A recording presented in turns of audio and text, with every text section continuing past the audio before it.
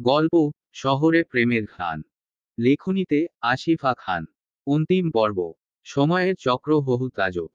এই সময় আপনাকে শেখায় জীবনের সংজ্ঞা, দেয় কিছু শিক্ষা, দেয় দুঃখ, দেয় শান্তি, কিন্তু তারপরেও জীবন সুন্দর। সময় বোঝায় তুমি কতটা এগিয়ে এসেছো তোমার জীবন রেখায়। পেরিয়েছে 2 মাস। এই 2 মাসে সবার জীবন বদলেছে কিছুটা হলেও। রেশম হয়েছে বিবাহিত। ঘরোয়া ছোট্ট অনুষ্ঠানের মাধ্যমে আরহাম বিবাহ সম্পূর্ণ করেছে। শিফা আর আরিশের সংসার কাটছে সুখের। ওভার থিঙ্কিং অবুঝ শিফাকে সবকিছু বোঝানোর মানুষ আরিশ। বিরক্তি ছাড়া মেয়েটার সমস্ত কথা শোনে সে। শিফাও আদর্শ স্ত্রী হওয়ার চেষ্টায়। আরিশকে সে ভীষণ সমীহ করে, তার কথা শুনে। দিয়া আর শামীমের মাঝে চলছে অভিমানের সুর। আর শামীম দিয়ার অভিমান ভাঙ্গানোর চেষ্টায় লিপ্ত। তানিয়া আপন রুমের বিছানায় বসে। রাত 9টার কাছাকাছি সময় ঘড়িতে। না সে সোশ্যাল মিডিয়া দেখছে আর না সে দেখছে টিভি। নানান নিউজ চ্যানেলে খবর দিয়ে চলেছে এইবার এমপি পদের। তানিয়া শুধুই মনে মনে দোয়া করে যাচ্ছে। তাহসিনের স্বপ্ন পূরণের দোয়া। থাক না কিছু অপছন্দের জিনিস দোয়ার তালিকায়, নিজের স্বামীর তো সেটা পছন্দের।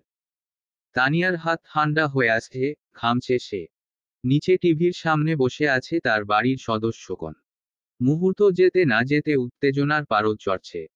তানিয়া শুকনো ঢোক গিলে কাপা হাতে ফোন নিল।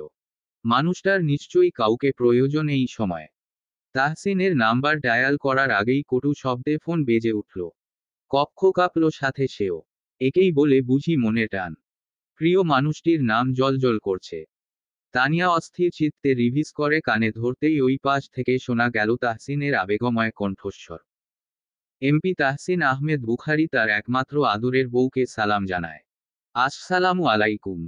তাহসিনের কথায় তানিয়া হাসতে হাসতে কেঁদে ফেলে। ছেলেটার এত এত পরিশ্রম রং এনেছে। তানিয়া লম্বা শ্বাস টেনে বলে, আমি মিসেস তানিয়া আহমেদ বুখারী তার একমাত্র আদরের বরকে অভিনন্দন জানাই। গ্রহণ হলো। এই এমপি মহাশয় তার স্ত্রীর জন্য কি করতে পারে? স্ত্রীর একটাই চাওয়া তার বরকে নিজের চোখের সামনে দেখা। দেখতে চাই আপনাকে। আসুন তাহসিন। তাহসিনের হৃদয় ছটফট করে উঠল। গত 11 দিনের বেশি হলো সে তানিয়াকে দেখে না। এত দিন ঠিকভাবে কথা বলারও সুযোগ হয়নি তার। রাজধানীতে তার অবস্থান এখন। তানিয়ার ডাকে সাড়া না দিয়ে থাকতে পারবে না সে। যে করেই হোক তাকে ব্যাক করতে হবে। শপথ নেওয়ার সময় অবশ্যই আবার ফিরে আসবে। আমি আসছি যান। অতপর কল কাটল। তাহসিনের ফোনে মেসেজ কল এর বর্ষণ হচ্ছে। তাহসিন কল করে আরিশকে। বন্ধুর জিতে যাওয়াতে খুশির ঠিকানা নেই আরিশের মাঝে। সামনে থাকলে জড়িয়ে ধরত শক্ত করে, অভিনন্দন জানাতো পূর্ণ হৃদয়ে। আরিশ আজ রাতের ফ্লাইট টিকিট কেটে দেয় তাহসিনকে। তার 12টার ফ্লাইট। এই খবর আর সে তানিয়াকে দিল না। ব্যাগ প্যাক করে চলল এয়ারপোর্টের উদ্দেশ্যে। মিড নাইট 3টা হবে হয়তো। কলিং বেল বাজাতেই ধরফর করে উঠল তানিয়ার মা আব্বু। এত রাতে কে এলো? মেন দরজা খুলতেই সামনে দাঁড়িয়ে থাকা তাহসিনকে দেখে তারা হতবাক হয়ে রইল। সাথে হলো অত্যন্ত আনন্দিত। ইয়াসিন সাহেব জামাইকে জড়িয়ে অভিনন্দন জানায়। তাহসিনও হাসি মুখে তা গ্রহণ করে। লাগেজ নিয়ে ভিতরে প্রবেশ করতেই তানিয়ার মা হলো বিচলিত। জামাই এসেছে এই রাতে, কি করবে ভেবে পাচ্ছেন না তিনি। তাহ দেখে তাহসিন ভরসা দিয়ে বলল, মা প্লিজ এত ঘাবড়ানোর কিছু নেই। আমি ডিনার করেই বেরিয়েছি। আপনারা যান ঘুমিয়ে পড়ুন। আমি একটু রেস্ট নেব। ইয়াসিন সাহেব বলে, যাও বাবা উপরে গিয়ে আরাম করো। সকালে দেখা হবে তাহলে। জি আব্বু, গুড নাইট। সামান্য হেসে তাহসিন চলে গেল। দরজা হালকা করে ঠেলতে তাহ খুলে গেল। তাহসিন চাপা কদমে রুমে প্রবেশ করে বিছানার দিকে তাকাতে দেখল তার ঘুমন্ত প্রেয়সীকে। শরীরে চাপানো মোটা কম্বল, চুলগুলো এলোমেলো হয়ে স্থান নিয়েছে তানিয়ার গালে। তাহাসিন মন্ত্রমুগ্ধের মতো তাকিয়ে রইল কিছুক্ষণ, অতপর দরজা লক করে বসল বিছানায়। আলতো আঙ্গুল ছুঁয়ে চুলগুলি সরিয়ে দিল। তাতে কেঁপে উঠল তানিয়া। পেরালো মিনিটের পর মিনিট। তাহসিন রুদ্ধশ্বাস ছেড়ে ওয়াশরুমে আগে ফ্রেশ হয়ে এলো। আধো আলো অন্ধকার রুমে তাহসিনের পায়ে লাগলো ফ্লাওয়ার বাস। সেটি পরে যেতেই আওয়াজ হলো। তাহসিন তড়িঘড়ি করে সেই ফ্লাওয়ার বাসটি তুলে আবার নিজের জায়গায় রাখল। মাথা তুলে বিছানার দিকে তাকাতেই দেখতে পেল তানিয়া উঠে বসেছে। ভয়ে হাঁফাচ্ছে মেয়েটা। এত রাতে নিস্তব্ধ রুমে কটু শব্দ পেয়ে যে কেউ ভয় পাবে। তানিয়ার সেই ভয় ভাঙল তাহসিনকে দেখে। রুমে চলতে থাকা হালকা সবুজ বাতির সাথে বাহিরে থেকে আসা ল্যাম্পপোস্টের আলো দুটো মিলিয়ে মিশিয়ে তাহসিনকে চোখে পড়ল তার। তানিয়া বিশ্বাস করতে পারছে না মানুষটা তার সামনে দাঁড়িয়ে। যখন বুঝল এটা কোনো কল্পনা নয় তখনই বিছানা থেকে লাফিয়ে নেমে হামলে পড়ল তাহসিনের বুকে। মেয়েটির হঠাৎ আক্রমণে পিছিয়ে গেল তাহসিন। দুই হাতে তার কোমর জড়িয়ে নিজের মধ্যে আটকে ফেলল। তানিয়া ফুপিয়ে উঠতেই তাহসিন ঘাবড়িয়ে গেল। বুক থেকে সরিয়ে দুই হাত দিয়ে তানিয়ার মুখশ্রী নিজের হাতের আজলায় নিল, অত্যাধিক উদ্বিগ্ন কণ্ঠে বলল, কাঁদে কেন আমার বউটা? তানিয়া ঠোঁট ফুলিয়ে বলে, আপনি আসবেন আমায় বলেননি কেন? সারপ্রাইজ দিতে চেয়েছিলাম তো। কি জানতাম সারপ্রাইজের বদলে এরকম ছিচকাদুনে রূপ দেখব। তানিয়া তাহসিনের বুকে কিল বসিয়ে বলে, একে তো আমায় ভয় দেখালেন, তার উপর আবার আমায় অপমান করা। বলেই আরো মারতে লাগলো তাহসিনের বুকে। তাহসিন হো হো করে হেসে উঠল। তানিয়ার দুই হাত আটকে ধরে নিজের সান্নিধ্যে নিয়ে আসে। চোখে চোখ রেখে পুরুষালী কণ্ঠে বলে, তোমার তো সাহস মন্দ নয়, এমপিকে মারছো। এর শাস্তি কত কঠিন তুমি জানো? হঠাৎ তাহসিনের এরকম হাসটি কথায় তানিয়া থমকে গেল। না চাইতেও বুকের ওঠা নামা বাড়ল। আজ তাহসিনের ছোঁয়ায় তানিয়া কিছু অনুভব করে। চোখের তীব্র চাহনিতে তানিয়া ছলাৎ করে ওঠে। কোনো রকম আমতা আমতা করে বলল, এমপি আপনি পার্লামেন্টে, আমার কাছে আপনি আমার মিস্টার অভদ্র। তাহলে তো একটু অভদ্রতামি করতে হয়। তানিয়া কথাটি এড়িয়ে যেতে বলল, কিছু খেয়েছেন? আনবো কিছু? তাহসিন বাঁকা হেসে বলল, এড়িয়ে যাচ্ছ? এড়িয়ে কি যাব? আমার অনুভূতি, আমার আকাঙ্ক্ষা।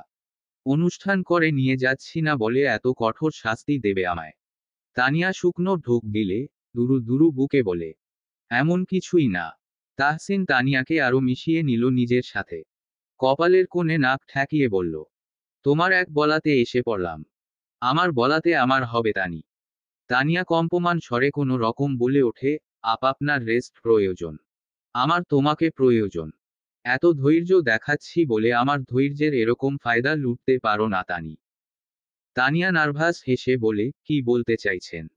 কি চাইছি তুমি বোঝো না? নাকি সব বুঝেও আমায় পোড়াতে ভালো লাগে?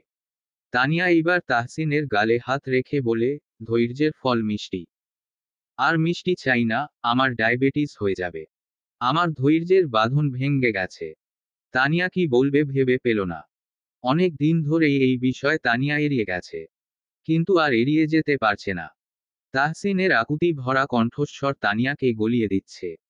তার উপর আজ তাহসিনের খুশির দিন, এই দিনে মোটেও তাকে ফিরিয়ে দিতে মন চাইছে না তানিয়ার। তানিয়া উপায় না পেয়ে তাহসিনের বুকে মুখ গুজে দিল। এতেই যেন যা বোঝার বুঝল তাহসিন। ঠোঁটে হাসির আবরণ ফুটে উঠল। আমার জান। এক হাতে তানিয়ার কোমর সামান্য শূন্যে তুলে দখল করে মেয়েটির অধর। তানিয়া খামচে ধরে তাহসিনের ঘাড়, কাঁধ। ঠোঁটের পীড়নে তানিয়া ছটফট করে উঠতেই তাহসিন সোজা যায় বেডের দিকে। নাজুক কাপড়ে পিঠ থেকে বিছানায়। তানিয়া কাঁপতে শুরু করল প্রবল। পরপর কি হতে চলেছে ভেবেই তার আত্মা শুকিয়ে গেল। তাহসিন আপন পাঞ্জাবি খুলে ফ্লোরে ফেলে। অতপর আবারও মেয়েটার অধর সুধা পানে মত্ত হয়। কামিজের ফালি হতে হাতের প্রবেশ ঘটায়। বেদনাদায়ক চুম্বনে যখন তানিয়া কাহিল তখনই মাথা তুলে তাকালো তাহসিন। ফুলে ওঠা অধরে আঙ্গুল ছুঁয়ে বলে, পেইন হচ্ছে। যা হবে সবটা অতিরিক্ত নরমাল, তুমি জানো। একটু। তাহসিন হেসে বলে, তাহলে পুরোটা আমি জানাচ্ছি। শ্বাস আটকে রেখেছ কেন? Take a deep breath. ভয় করছে? ভয় নেই। তানিয়া মিনমিন করে কিছু বলতে তাহসিন মেয়েটার কানের কাছে ফিসফিস করে কিছু বলে। তানিয়া থমকে গেল। তাহসিনের বুকে ধাক্কা দিতেই তাহসিন বাঁকা হেসে বলল, নো নো নো, ধাক্কা দিয়ে লাভ নেই। শেয়ালের কাছে মুরগি জমা হয় না মিসেস। তাহসিন বোঝায় বেশ কিছু জিনিস। তাহসিন মেয়েটার মেয়েলি গোলদেশে মুখ ডোবালে তানিয়া চোখ মুখ খিচিয়ে ধরে। দাঁতের সূচ ফোটার সাথে সাথেই মেয়েটা চোয়াল শক্ত করে চেপে নেয়। তাহসিন ধীরে ধীরে উন্মাদে পরিণত হলো। হাতের ছোঁয়া হয় কঠিন। এ যেন অন্য কোনো তাহসিন, যে পারে শুধুই ভালোবাসতে। মাতাল তাহসিনকে সামলাতে বেশ বেগ পোহাতে হলো চিকন তানিয়াকে। তাও সবটা সামলালো। মাতোয়ারা তাহসিনের যন্ত্রণাদায়ক ভালোবাসা গ্রহণ করতে গিয়ে বইল অশ্রুজল। ঠোঁট চেপে কাঁদল মেয়েটা। কতক্ষণ এই প্রেম প্রেম খেলা চলল তা হাতে গোনার বাহিরে। প্রহরের হিসেব কষা নিষেধ। আমি তাহসিন আহমেদ বুখারী দৃঢ়ভাবে শপথ করছি যে আমি বিশ্বস্ততার সাথে সংসদের স্পিকারের দায়িত্ব পালন করব এবং নিজের সবটা দিয়ে দেশের জন্য কাজ করে যাব। আইন মেনে, আইন অনুযায়ী পদক্ষেপ গ্রহণ করব। ইনশাআল্লাহ। সংসদের মাইক্রোফোনের সামনে দাঁড়িয়ে তাহসিন, সাদা পাঞ্জাবি পাজামা, সাথে কালো কোটি। হাতে তার শপথ নামা থাকলেও তার দিকে তাকাচ্ছে না সে। দৃঢ়, আকর্ষণীয় ব্যক্তিত্বধারী ছেলেটার প্রতি মনোনিবেশ সবার। টিভির পর্দায় এহেন দৃশ্য দেখে তানিয়া আবেগ আপ্লুত হল। সেই রাতের একদিন পরেই তাহসিন আবার রাজধানীতে ব্যাক করে শপথ অনুষ্ঠানে অংশগ্রহণ করতে। তানিয়া সহ তার পরিবারের মানুষ সাথে দিয়া বসে আছে সোফায়, সবার নজর টিভির পর্দায়। সবার মনে মনেই অনেক অনেক আনন্দিত তাহসিনের জন্য। সভা থেকে প্রস্থান করার পরপরই তার ফোনে কল এলো শামীমের। তাহসিন নিজের বরাদ্দ করা কক্ষে প্রবেশ করে কল রিসিভ করে। কানে ধরতেই শুনতে ভাই এর উদ্বিগ্ন কণ্ঠ। ভাই, এখন তো তুমি এমপি, তাহলে আমার মতো এই নিরীহ পুরুষের পাশে দাঁড়ানো তোমার কর্তব্য। তাহসিন চোখ উল্টে রুদ্ধশ্বাস ছেড়ে বলে ভাবলেশহীন স্বরে বলে, পারবো না, তুই নিরীহ হলে আমি জ্যাকি চ্যান। শামীম আরো অস্থির হয়ে বলতে থেকে, তুমি পারলে আমার সাথে এমন করতে? তোমার বেলায় আমি কত সাথ দিয়েছিলাম তোমার, তুমি সব ভুলে গেছো। একই সাথ দিয়েছিলি। ভুল করেছিলাম আমি আর সরিও চেয়েছিলাম আমি। তুই কি করেছিলি? শামীম এইবার মিনমিন করে বলে, হিয়াজের খবর তো আমি দিয়েছিলাম। হ্যাঁ, আর তারপর যা হয়েছিল সব তোর জন্য। আল্লাহ, সারাদিন একই জায়গায় দাঁড়িয়েছিলাম। বৃষ্টিতে ভিজেছিলাম, 1000 বার ক্ষমা চেয়েছিলাম। ইসস, সেই দিনগুলো। গুলি না খেলে তো তানিয়া আমায় বিয়েই করতো না। ভাগ্যিস তুমি গুলি খেয়েছিলে ভাই। ওরে মির্জাফর, এইবার তো কোনো হেল্প করব না তোর। রাখো ফোন। শামীম তড়িঘড়ি করে বলল, ভাই ভাই ভাই প্লিজ লিসেন টু মি, দিয়া আমার সাথে কথা বলছে না। ইগনোর করছে। ভাই প্লিজ ডু সামথিং, বিয়ে দিয়ে দাও আমাদের, প্লিজ কিছু করো।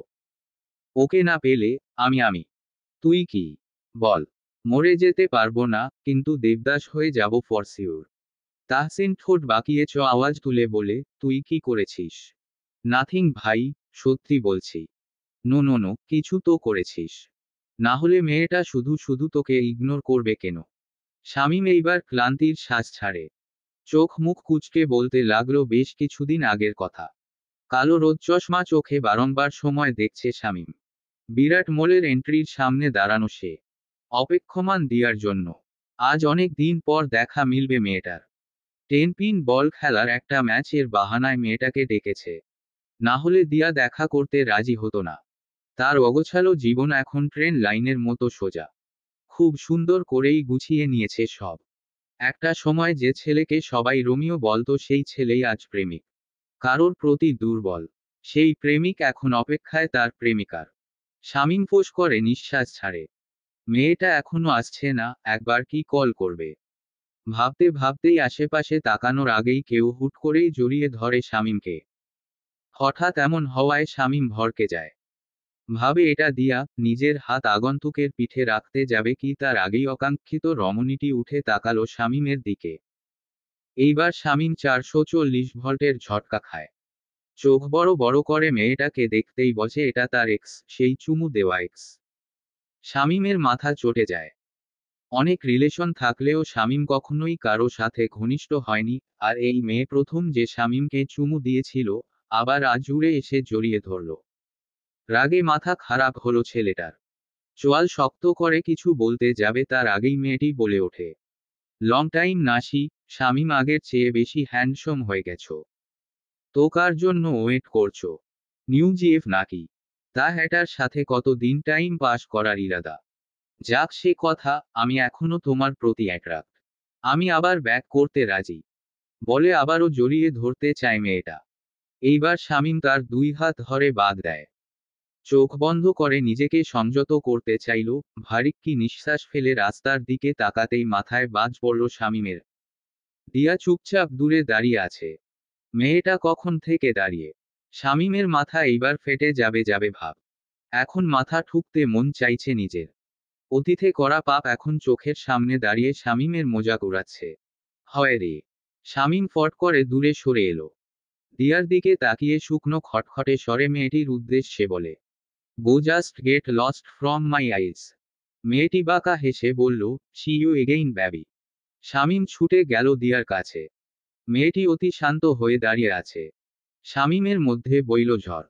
উপায় না পেয়ে দিয়ার দুই হাত ধরে বলল, ভুল ভাবছ তুমি। দিয়া নিজের হাত সরিয়ে বলে, আপনি কিভাবে জানেন আমি কি ভাবছি? শামীম জিভ দিয়ে ঠোঁট ভিজিয়ে বলে, মেয়েটা আপনার এক্স, এরকম আরো কত এক্স আপনার আছে সেটা আমার জানা। সব পাস্ট। কিছু মানুষ কখনোই বদলায় না শামীম। দিয়া, আমি আপনাকে দোষ দিচ্ছি না, শুধু আমি ভয় পাচ্ছি। নিজেকে নিয়ে কে না ভাবে শামীম, আমিও নিজেকে নিয়েই ভাবছি। পাস্টকে প্রেজেন্টে নিয়ে আসছো তুমি। আমি নিয়ে আসিনি, আপনার পাস্টগুলোই প্রেজেন্টে বারবার চলে আসবে আর আমি বারবার এইভাবেই দাঁড়িয়ে থাকব। আপনার অনুভূতিগুলোকে সম্মান জানিয়ে আমি নিজেকে সরাতে চাই। আমি চলি শামীম, আল্লাহ হাফিজ। শামীম অপলক তাকিয়ে রইল। কি হলো এই সব? শামীমের কাছ থেকে সব শুনে তাহসিন বাহ বাহ দিয়ে বলে, বাহ, খুব ভালো। ঠিক হয়েছে, যা হয়েছে খুব গার্লফ্রেন্ড বানানোর সব ছিল তাই না? একদম ঠিক বলেছে দিয়া। ভাই তুমিও। অতীতে মানুষ ভুল তো করেই বলো। তুই ভুল করিসনি, পাপ করেছিস। যে মেয়েগুলো তোকে সত্যি সত্যি ভালোবেসে ফেলেছিল আর তাদের সাথে ব্রেকআপ করেছিলি, ওই সব মেয়েগুলোর বদদোয়া লেগেছে তোর। ভাই, এই একদম ভ্যা ভ্যা করবি না। প্লিজ ডু সামথিং ভাই, ওকে বোঝাও। তাহসিন রুদ্ধশ্বাস ছেড়ে বলল, ওকে দেখি কি করা যায়। থ্যাংক ইউ ভাই। তাও তোর কয়টা জিএফ ছিল? শামীম কাদো কাদো হয়ে বললে পাঠক মহল সাথে তুমিও আমার উপর খেপে যাবে ভাই। তাও শুনি। 32 হবে হয়তো। তাহসিন নাক কুঁচকে বলে, থুলানত। বলেই কল কেটে দিল তাহসিন। সময় তখন রাত 10টার কাছাকাছি। ড্রয়িং রুমের সোফায় বসে গল্পে ব্যস্ত শ্বশুর বৌমা। আরহামের বাবা নিজে বিয়ে কথা শোনাচ্ছে রেশমকে। বিয়ের আসরেই তার পেয়ে গিয়েছিল পটি, কবুল বলতে বলতেই নাকি দৌড়েছিল ওয়াশরুমের দিকে। এই কথা শুনেই রেশম হাসতে হাসতে লুটোপুটি খাচ্ছে সোফার উপর। আরহামের বাবাও হাসছে। আগে এই বাড়িটাকে যেন খেতে আসতো, কিন্তু রেশম আসার পর থেকেই এই ইট সিমেন্টের বাড়িটা প্রাণ ফিরে পেয়েছে। এত বড় বাড়িতে দুই পুরুষ মানুষ আর কিছু হাউস হেল্প থাকতো, আর আজ এই বাড়ি একদম পারফেক্ট লাগে তার কাছে। হাসির চোটে রেশমের চোখের কোণ বেয়ে জল পড়ছে। তা দেখে ভদ্রলোক বললেন, আল্লাহ, এত হাসে মেয়েটা। এবার থামো মা আমার, পানি খাও। রেশম কিছু মুহূর্তে থেমেই আবার হেসে উঠল। এর মাঝে বাজলো কলিং বেল। রেশম উঠে দরজা খোলার শক্তি পেল না। একজন হাউস হেল্প দরজা খুলে দিতেই আরহাম প্রবেশ করল।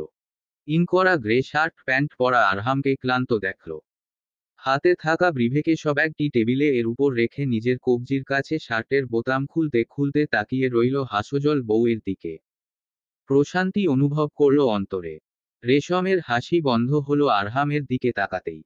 কেমন করে তাকিয়ে আছে ছেলেটা। রেশম গলাকে সে ভালো করে বসল। শাড়ি ঠিক করে উঠে দাঁড়ালো। পানির গ্লাস নিয়ে সোফায় শরীর এলিয়ে দেওয়া আরহামের দিকে বাড়িয়ে দিতেই ছেলে ঢকঢক করে পুরোটাই শেষ করল। রেশম বলল, ডিনার করবেন তো? হুম করব। বাবা খাওনি এখনো? ভদ্রলোক বললেন। মেয়ের সাথে গল্প করতে করতে বুঝতেই পারেনি কত দেরি হলো। যাক, ভালোই হয়েছে, আজ একসাথেই খাবো। তোমাকে ঠিক টাইম খেতে হবে বাবা, ভুলে যেও না তোমার বয়স বাড়ছে। আমাকে ইনডিরেক্টলি বুড়ো বলার সাহস হলো তোর কি করে? এখনো আমার নাতি নাতনিদের সাথে দৌড়াদৌড়ি করা বাকি, এত তাড়াতাড়ি বুড়ো হলে হবে নাকি? আভি হাম জওয়ান হ্যায়। শেষের হিন্দি বাক্যটি বুক ফুলিয়ে বললেন। আরহাম ঘাড় ফিরিয়ে একবার তাকালো টেবিলে। খাবার সাজানো রেশমের দিকে। মাথা নিচু করে কাজ করলেও আরহাম বুঝল মেয়েটি বেশ লজ্জা পেয়েছে। ভদ্রলোক আবার বললেন, তাহসিন এর কি খবর? রাজধানীতে ব্যাক করবে 2 দিন পর, কথা হয়েছিল আজকে। যাক, ছেলেটার জন্য এত ভালো লাগছে বলার বাহিরে। আল্লাহ ওকে সঠিক পথে রাখুক। আমিন। খাওয়ার সময় আরহামের বাবা ছেলের উদ্দেশ্যে বলে উঠলেন, চিকেনটা রেশম রান্না করেছে। খেয়ে বলো কেমন হয়েছে। আরহাম একবার রেশমের দিকে তাকালো। মেয়েটা চুপচাপ খাচ্ছে। রেশমের রান্নার হাত সুন্দর। বিয়ের পর থেকেই সে রান্না করে। আজকের রান্নাও অসম্ভব সুন্দর হয়েছে। ভালো হয়েছে। আরহাম বিয়ের 1 মাস হতে চলল, মেয়েটাকে নিয়ে কোথাও ঘুরে আয়। খুব চাপ বাবা, এই মুহূর্তে কোথাও যাওয়া সম্ভব নয়। ভদ্রলোক এইবার কিছুটা রাগ দেখিয়ে বলেন, বিয়ের 3 দিন পর থেকেই তুই ডিউটি শুরু করেছিস। মেয়েটাকে নিয়ে কোথাও ঘুরতে যাওয়া তো দূরের কথা, একটা দিন ঠিক মতো টাইম দিসনি। বিয়ে করেই সব শেষ। আরহামের খাওয়া শেষ। চেয়ার ছেড়ে উঠে যেতে যেতেই বলল, বাবা আমার উপর কিছু মানুষের দায়িত্ব আছে। আমার রোগীরা খুবই আস্থা নিয়ে আসে আমার কাছে। আর ঘুরতে যাওয়া তো পালিয়ে যাচ্ছে না, আজ না হোক কাল যাবি। আরহাম চলে যায় উপরে। খাওয়া দাওয়ার পর্ব চুকিয়ে রেশম তার বাবানো এক বাটি গাজরের হালুয়া নিয়ে রুমে প্রবেশ করল। আরহাম ফ্রেশ হয়ে চুল সেট করছে আয়নার সামনে দাঁড়িয়ে। তাকে রুমে প্রবেশ করতে দেখেই আরহাম তার দিকে এগিয়ে গেল। রেশম হাসি মুখে বাটি এগিয়ে দিতেই আরহাম ভ্রু কুঁচকে বলে, গাজরের হালুয়া? কখন বানালে? বিকালে। খেয়ে বলুন কেমন হয়েছে। আরহাম 1 চামচ মুখে দিয়েই চোখ বন্ধ করে স্বাদ উপভোগ করে। অত্যাধিক সুন্দর হয়েছে। রেশমের হাতে চুমু দিয়ে বলল, অসাধারণ হয়েছে। আই জাস্ট লাভ ইট। ধন্যবাদ, আমি ফ্রেশ হয়ে আসছি। রেশম আলমারি থেকে রাতে পরার পোশাক নিতে গেলেই আরহাম বলে ওঠে, এমনি ফ্রেশ হও রেশমো, চেঞ্জ করতে হবে না। শাড়িতে ভালো লাগছে তোমায়। রেশম তাই করে। এমনি ফ্রেশ হয়ে নেয়। অতপর ড্রেসিং টেবিলের সামনে দাঁড়িয়ে চুল আঁচড়ে নেয়। লোশান লাগিয়ে ফিরতে যাবে কি তার আগেই আরহাম শাড়ি ভেদ করে 2 হাত রাখে উন্মুক্ত পেটে। রেশম নড়ে উঠল। তার পিঠ থেকে প্রশস্ত বুকে। আরহাম মেয়েলি কাঁধে নাক ঠেকিয়ে বলল, রান্নাটা অনেক সুন্দর ছিল রেশু। রেশম মৃদু হেসে বলল, হুমুম জানি। আমার উপর রেগ রেশম। অভ্রু কুঞ্চিত করে বলে, রাগ? কেন? এই যে, ঘরোয়াভাবে বিয়ে করে নিয়ে এলাম তাই। রেশম এইবার ঘুরে দাঁড়ালো। হাসল, যে হাসি চোখ ছুঁয়ে যায়। আরহামের দাড়ি যুক্ত গালে হাত রেখে বলল, আপনি হয়তো জানেন না যে, আমি সব সময়ই এরকম সাদামাটা সিম্পল বিয়ে চেয়েছি। আল্লাহর কাছেও বলেছি, আমার যেন একদম সিম্পল ভাবে বিয়ে হয়, যেখানে শুধুই আমার কাছের মানুষ থাকবে। আর দেখুন আমার দোয়া কবুল হয়েছে। বলেই আলতো করে চুমু দেয় আরহামের গালে। ছেলেটা শুধুই দেখল রেশমকে। মেয়েটা অতি সাধারণ। বিশালবহুল, তার কিছুই পছন্দ নয়। আসলে এই ব্যাপারে তারা 4 বান্ধবী একই রকম। আরহাম ওর কোমরে চাপ দিয়ে মিশিয়ে ফেলল নিজের সাথে। চোখে চোখ রেখে পুরুষালী ধীর কণ্ঠে বলল, ঠিকমতো সময় দিতে পারছি না। বিয়ের পর কোথাও নিয়েও যায়নি এখনো, এটার জন্য মন খারাপ হয় না। আসলে আমি বুঝেছি। আর আমার ভালোই লাগে বাড়িতে থাকতে, বাবার সাথে গল্প করতে, রান্না করতে, আপনার বাড়ি ফেরার অপেক্ষা করতে। আর ঘুরতে যাওয়া। এটা কোনো চিন্তার কারণ নাকি? যাওয়া হবে একদিন, যখনই আমাকে পুরানো মনে হবে, তখনই আমাকে নিয়ে ঘুরতে যাবেন। বলেই খিলখিল করে হাসল রেশম। আরহাম ওর হাসি থামিয়ে দিল অধর কায়দায়। রেশম থমকে গেলেও সায় দিল। ওইভাবে থেকেই আরহাম শাড়ির আঁচলের পিন খুলল। হাতড়ে দেখল আর কোথাও পিন আছে নাকি। অধর সুধা পান করে কপালে কপাল ঠেকালো। মেয়েটা ভারী কি শ্বাস টানছে। আরহাম কানের লতিতে হালকা আদর দিয়ে বলল, তুমি আমার কাছে সব সময় প্রিয়। বলেই কোলে তুলে নিল রেশমকে। লাইট নিভালো। রেশম বুঝল আরহামের না বলা আকাঙ্ক্ষা। দুরু দুরু বক্ষে আরহামের দিকে তাকালো। রেশমের চিকন দেহের উপর নিজের সমস্ত ভার ছাড়ে ছেলেটা। শাড়ি খুলে ফেলল কায়দার সাথে। হাতের নৃত্য তার লাজ শরমহীন। রেশমের অস্পষ্ট স্বরে আরহাম আরও মাতারা হলো। এই নিয়ে দ্বিতীয়বারের মতো তারা ঘনিষ্ঠ হলো।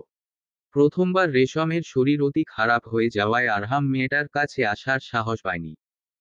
কিন্তু আজ মনের চাওয়ার কাছে হার মানল পুরুষ সত্তা। রেশম নিজেকে সংযত করে। মিনমিন কণ্ঠে বলে, একটা বেবি। রেশমের মাঝে তলিয়ে থাকা আরহাম না সূচক মাথা নাড়িয়ে কোনো রকম বলে, সময় হোক, এখন না।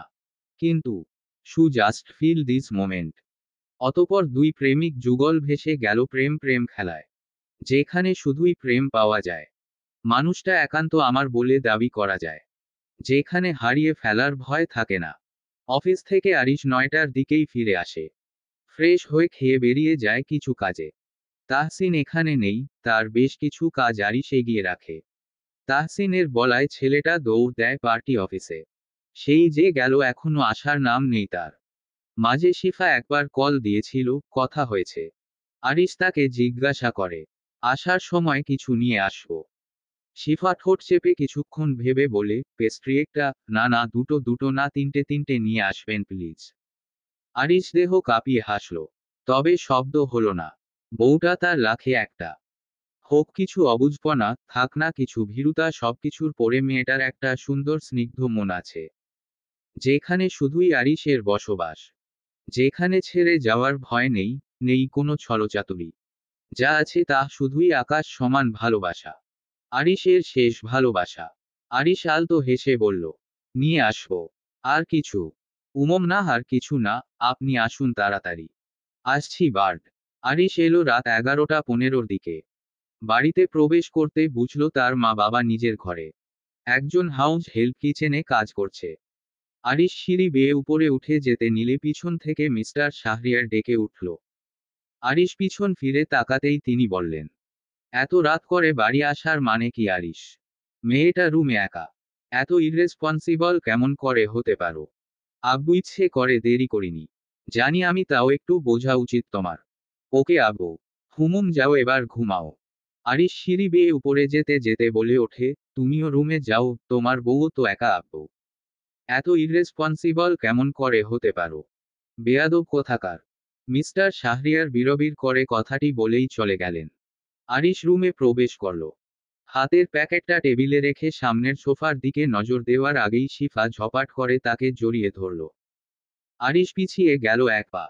মেয়েটার মাথায় হাত বুলিয়ে আদর দিয়ে বলল, কি হলো, একা ভয় পেয়েছ? দেবদাস মরে গেল। লাল লাল চোখে ঠোঁট ফুলিয়ে কথাটি বলল শিফা আরিশের দিকে তাকিয়ে। আরিশ দেখল সোফার উপর রাখা শরৎচন্দ্র চট্টোপাধ্যায়ের দেবদাস উপন্যাস বইটি। আরিশ বুঝল মেয়েটা বইটি সবে মাত্র শেষ করেছে পড়ে, তাই একটু ইমোশন কাজ করছে তার মাঝে। আরিশ শিফাকে ধরে সামনে দাঁড় করালো। সময় নিতে তার ঠোঁটে দীর্ঘ আদর দিল। অতপর গালে হাত রেখে বলল, ডোন্ট ওয়ারি, ওটা শুধুমাত্র একটা গল্প। তা ওদের মিল হলো না কেন? সেটা তো যে উপন্যাসটি লিখেছেন তিনিই বলতে পারবেন। সেটাও ঠিক। কিন্তু আমার কি মনে হয় যেন শিফা। শিফা প্রশ্নসূচক দৃষ্টিতে তাকিয়ে রইল আরিশের দিকে। ছেলেটা শিফার দুই গালে হাত রেখে মোলায়েম কণ্ঠে বলে, ভালোবাসা একটু তাড়াতাড়ি বুঝে নেওয়া উচিত। সবকিছু হারিয়ে ফেলার আগে সেই মানুষটাকে আগলে নেওয়া উচিত। শিফা বিস্তার হেসে পায়ের তলে ভর দিয়ে আরিশের থুতনিতে চুমু খেল। স্নিগ্ধ সুরে বলল, ভালোবাসি। ফ্রেশ হয়ে এসে দেখছি তোমার ভালোবাসা দাঁড়াও। হ্যাস্কি কণ্ঠে কথাটি বলেই আরিশ গেল ওয়াশরুমে। ইতিমধ্যে শিফা প্যাকেট থেকে একটা চকলেট পেস্ট্রি বের করে খেতে আরম্ভ করল। আরিশ এসে দেখে শিফা সোফায় বসে মনের আনন্দে কেক খাচ্ছে। আঙুলের মাঝে ক্রিম তুলে লিপস্টিকের মতো পুরো ঠোঁটে মাখে সেটা আবার নিজে নিজেই চেটে খেয়ে ফেলছে শিফা। আরিশ ভ্রু কুঁচকে হাসে। গিয়ে মেয়েটার পাশে বসে। শিফা বলে, আপনিও খান, এই নেন। এক চামচ আরিশের মুখ দেয়। মেয়েটা আবার নিজ থেকেই বলে, এত দেরি হলো আসতে? পার্টি অফিস গিয়েছিলাম, তাহসিন কিছু কাজ বলেছিল সেইগুলোই করতে। অহ। শিফা কথায় কথায় আরো এক চামচ কেক আরিশের মুখের সামনে ধরতে ছেলেটা না সূচক মাথা নাড়িয়ে বলে, খাবো না, তুমি খাও। আরিশ আরো একটু এগিয়ে আসে মেয়েটার দিকে। আঙুলে ক্রিম নিয়ে সোজা শিফার গলার নিচটায় লাগায়। অতপর যা করে তাতে শিফা মোটেই প্রস্তুত ছিল না। অধরের ছোঁয়া সেখানে পড়তেই শিফার শরীর অবশ হয়ে এলো। সরে যেতে নিলেই আরিশ পিঠে কোমরে হাত দিয়ে তাকে আটকায়। টেনে আনে নিজের দিকে। শিফাকে রেখে দুই হাতে আরিশের গলা জড়িয়ে ধরে। ধীরে ধীরে চুমুর বেগ বহাতে হিমশিম খেতে হলো শিফাকে। দাঁতের সূচালো ব্যথাযুক্ত আদর গলা কাঁধের আনাচে কানাচে ছড়িয়ে পড়তেই শিফা হুঁশ হারালো। মানুষটাকে থামাবে কিভাবে? আরিশ ব্যস্ত হাতে শিফার টি শার্ট কাঁধ থেকে নামিয়ে ফেলে। মালাত আরিশের হাতের ছোঁয়া কঠিন হয়ে আসলে শিফা চোখ মুখ খিচিয়ে নিল। ভারিক্কি শ্বাস টেনে বলে, আরিশ। আরিশ উত্তর দেয় না। সে তো এখন পয়ত্রা করছে মেয়েটার টি শার্ট খুলে ফেলার। শিফা বোঝে। আরিশের কানের কাছে ফিসফিস করে কিছু বলতে ছেলেটা থেমে যায়। পুরুষ অনুভূতিগুলো অনেক অনেক কষ্টে দমিয়ে মেয়েটার দিকে তাকিয়ে বলল, কখন? আপনি চলে যাওয়ার পর, আজকেই। আরিশ লম্বা একটা শ্বাস ফেলল, ঠোঁট গোল করে চোখ বন্ধ করে শিফাকে জড়িয়ে নিল নিজের সাথেই। শিফা অপরাধী কণ্ঠে বলল, সরি। সরি বলছো কেন পাগলি মেয়ে? এটা তো নর্মাল একটা ব্যাপার। ডোন্ট ওয়ারি, তুমি ঠিক আছো। পেটে ব্যথা হচ্ছে। এখন হচ্ছে না, কিন্তু আমার তো ব্যথা হয়, বাজে রকম ব্যথা। ব্যথা হলে অবশ্যই আমায় বলবে। ওকে। ওকে। চাঁদ দেখি। আজ তো পূর্ণিমা। শিফা দাঁত বের করে হেসে বলে, তাহলে সাথে মুভিও দেখব। ওকে, বলো কোন movie? Disney movie Cinderella. Arish মেয়েটার ঠোঁটে শক্ত চুমু দিয়ে বলল, হুকুম, তুমি বারান্দায় কাউচে বসো, আমি ল্যাপটপ নিয়ে আসছি। আরিশ উঠে চলে যাওয়ার আগে শিফা তার কবজি ধরে ফেলে। ছেলেটা পিছনে ফিরে তাকায়। শিফা সোফার উপর উঠে দাঁড়িয়ে আরিশের সামনে আসে।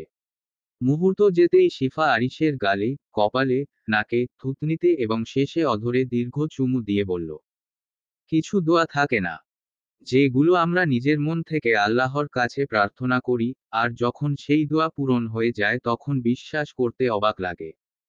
নিজের কিসমতের উপর নিজের নজর লাগার ভয় তৈরি হয়। আপনি আমার সেই দোয়া আরিশ। আমি আপনাকে যতবার দেখি ততবার অবাক হই। আপনাকে পেয়ে আমার মনে হয় আমার জীবনের সবচেয়ে দামি কিছু পেয়ে গেছি, এরপর আর কিছু না পেলেও আমি খুশি। শুধু আপনি আমার সাথে থাকবেন আজীবন, সারা জীবন। আমি আছি, থাকবো, থেকে যাব।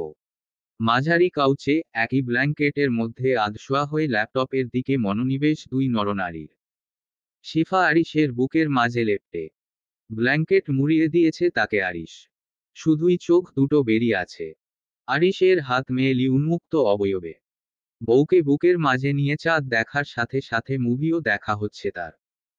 মাঝে মাঝেই শিফা নানান কথা বলে উঠছে। আরিশ কখনো চুপচাপ শুনছে, কখনো উত্তর দিচ্ছে। একটা সময় শিফার কোনো মুভমেন্ট না দেখে আরিশ ভালো করে তার দিকে তাকালো। দেখে মেয়েটা ঘুম। আরিশ হেসে সামনের টেবিল থেকে ল্যাপটপ নিয়ে বন্ধ করে। অতপর ওকে কোলে তুলে সোজা বিছানায় শুইয়ে দিল। একা একা কেন দাঁড়িয়ে দিয়া? দিয়া ঘাড় ফিরিয়ে দেখে তাহসিনকে। পেরিয়েছে 6 দিনের মতো। আজ রাতের ডিনার তাহসিনের তরফ থেকে। সবাই উপস্থিত, শুধু শামীম বাদে। এই সুন্দর রেস্টুরেন্টের রূপ পুরোই খালি শুধু তাদের জন্য। দিয়া আলতো হেসে বলল, এখান থেকে সুন্দর ভিউ দেখা যাচ্ছে তা ভাই। আর হ্যাঁ, তোমাকে অনেক ধন্যবাদ আমাদের ট্রিট দেওয়ার জন্য। তাহসিন রুদ্ধশ্বাস ফেলার ভঙ্গিমা করে দিয়ার পাশে দূরত্ব বজায় রেখে দাঁড়ালো। বলল, ধন্যবাদ বললে হবে না, আমাকে প্রমিস করো যে আরিশের মতো তোমরা আমার পকেট খালি করবে না। দিয়া চোখ ছোট ছোট করে বলল, নো নো নো দাভাই, এটা ইম্পসিবল। দেখো খালি মেয়ের কথা। দুলাভাইদের পকেট খালি করা শালীদের জন্মগত অধিকার, তাই না? বলেই হাসল তাহসিন। দিয়াও হাসল। কিছু মুহূর্ত যেতেই তাহসিন ব্যস্ত শহরের দিকে তাকিয়ে থেকে বলল, দিয়া তুমি ফারহাদ আহমদ খান কে চেনো? দিয়া মাথা নাড়ায়। বলে, হ্যাঁ চিনি তাহসিন ভাই, ইন্ডিয়ার ফেমাস আর্কিটেকচার ইঞ্জিনিয়ার তিনি। হুমুম একদম ঠিক বলেছ, 1 নম্বরের শয়তান ছেলে সে। জানোমাফিয়া গ্যাংয়ের হেড ছিল একটা সময়। দিয়া কিছুটা সম্মতি জানিয়ে বলল, হ্যাঁ আমিও শুনেছি, কিন্তু এখন তিনি একদম সাধারণ সম্পদশালী মানুষদের মতোই জীবন কাটায়। মাঝে মাঝেই সোশ্যাল মিডিয়ায় তাকে নিয়ে নিউজ ভাইরাল হয়। তিনি আর সেই কাজে যুক্ত নেই, তার ওয়াইফের জন্য তিনি সব ছেড়েছেন। তাহসিন দ্বিরুক্তি করে বলল, এখন হয়তো সে নর্মাল লাইফ লিড করে, কিন্তু আগে তো খারাপ ছিল। যে মানুষ একবার খারাপ পথে যায় সে যতই ভালো হওয়ার চেষ্টা করুক না কেন, সে খারাপই থাকে। দিয়া তাহসিনের কথায় কিছুটা অসন্তুষ্ট হয়। এটা কোনো কথা দা ভাই? মানুষ পরিবর্তনশীল। একটা মানুষ চাইলেই নিজেকে পরিবর্তন করতে পারে। তার উপর মিস্টার ফারহাদের পাশে তার ওয়াইফ ছিল। তিনি এখন আর সেরকম নেই, তারা তো সুইজারল্যান্ডে শিফট এখন। তাদের একটা মেয়ে আছে, তারা নিজের জীবন খুবই সুন্দরভাবে কাটাচ্ছেন। তাতে কি দিয়া, মানুষটা তো খারাপ? দিয়া এইবার ভ্রু কুঁচকে তাহসিনের দিকে তাকালো। যেন তাহসিনের এহেন কথা তার ভালো লাগলো না। তাহসিন ভাই, আপনি তো ম্যাচিওর। আপনি এরকম কথা কি করে বলতে পারেন? সেই মানুষটা একটা টাইমে খারাপ ছিল। ছিল কথার অর্থ হলো পাস্ট। ফার্স্ট এর সাথে প্রেজেন্টের কোন মিল নেই। তাহলে তুমি বলছো যে মানুষ পরিবর্তনশীল? হ্যাঁ অবশ্যই, তুমি একবার নিজের কথা ভাবো। তুমি আগে কত রাগী ছিলে কিন্তু এখন তুমি পরিবর্তন হয়েছ। নিজেকে সংযত রাখতে পারো। অ্যাটলিস্ট তানিয়ার জন্য হলেও তুমি বদলেছ, এটা তো নিশ্চয়ই তুমি বিশ্বাস কর। 100% করি। তাহলে তুমি কিভাবে মিস্টার ফারহাদকে খারাপ বলছো তাহসিন ভাই? তার পাস্ট এখন শুধুই পাস্ট। শামীমের পাস্টও শুধু পাস্ট দিয়া। তাহসিনের এহেন কথায় দিয়া ভরকে গেল। চমকিত দৃষ্টিতে তাকিয়ে রইল সে তাহসিনের দিকে। তাহসিন মৃদু হেসে আশেপাশে তাকিয়ে বলল, শামীম আমার ভাই বলে আমি যে তার তরফদারি করছি কিংবা তার সাফাই গাইছি তা কিন্তু একদমই নয়। আমি জানি আমার ভাই কেমন। ইভেন আমি ওকে ছোটবেলা থেকে দেখছি। কাকিমা মারা যাওয়ার পর চাচু ওর থেকে অনেক ডিস্টেন্সে চলে যায়। আমার বাবাও বিজনেস নিয়ে সব সময় ব্যস্ত থাকতো। আমার মা শামীমকে প্রচুর ভালোবাসতো, তাই বকাঝকা কিংবা ধমক কখনোই দিতে পারিনি। আর আমি আর শামীম সব সময় বন্ধুদের মতো বড় হয়েছি। তাই বড় ভাই হিসাবে সেই কর্তব্য পালনে অনেকটাই ব্যর্থ আমি। আর তারপর আমার কিছু জেনেটিক্যালি প্রবলেম ছিল, সময়ের সাথে আমি একটু একা থাকা শুরু করেছিলাম। কিন্তু ভাই ভাইয়ের ভালোবাসা কখনোই কম হয়নি। শামীম যখন বয়সন্ধিকাল পেরিয়ে যুবক বয়সের দিকে আসতে লাগলো তখনই তার মনে হলো যে সে একা। নিজেকে ব্যস্ত রাখতে এবং নিজের একাকিত্বকে দূর করতে সে কিছু খারাপ জিনিস বেছে নিয়েছিল, কিন্তু ট্রাস্ট মি, আমার ভাই চরিত্রহীন নয়। হ্যাঁ, সে হয়তো অনেক মেয়ের সাথে কথা বলতো কিন্তু কখনোই কাউকে টাচ করে দেখেনি। শুধুই টাইমকে পাস করার জন্য ওই সব করত। এগুলো তোমাকে বলা মানে একদম এরকম নয় যে তোমাকে ফোর্স করা হচ্ছে যে তুমি তার লাইফে ব্যাক কর। একদমই নয়। আমার একটা বোন আছে, আমি জানি একটা মেয়ের জীবন কতটা বেশি সূক্ষ্ম হয়, একদম কাচের মতো। আমি শুধু বলতে চাইছি যে তুমি ওকে ভুল বুঝ না। ও আর আগের মতো নেই। একটা ভাই হয়ে আমি ওর মধ্যে অনেক পরিবর্তন দেখেছি।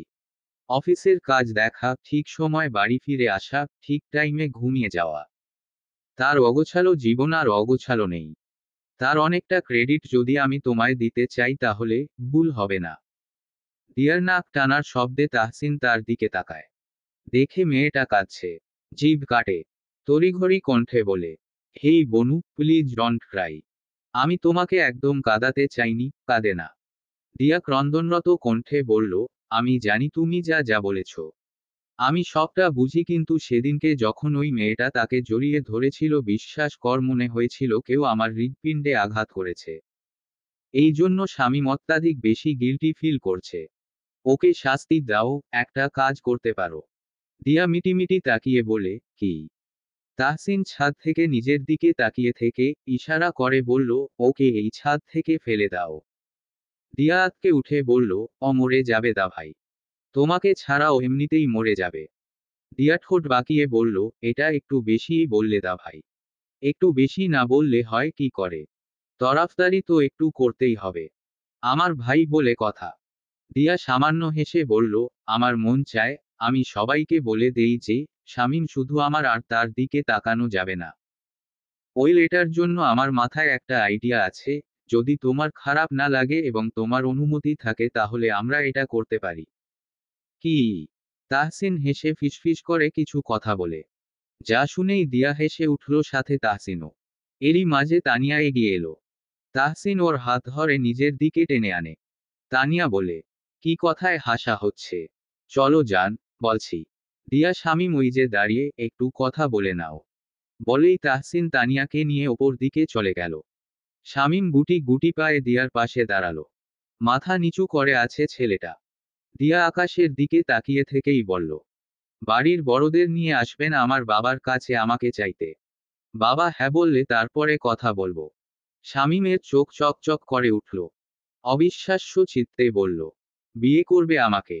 বিয়ে না করলে কি ঘাস খেতে ডাকছি আমাদের বাড়ি? কবুল বলার সাথে সাথেই চোখের কোণ বেয়ে পানি গড়িয়ে পড়ল দিয়ার।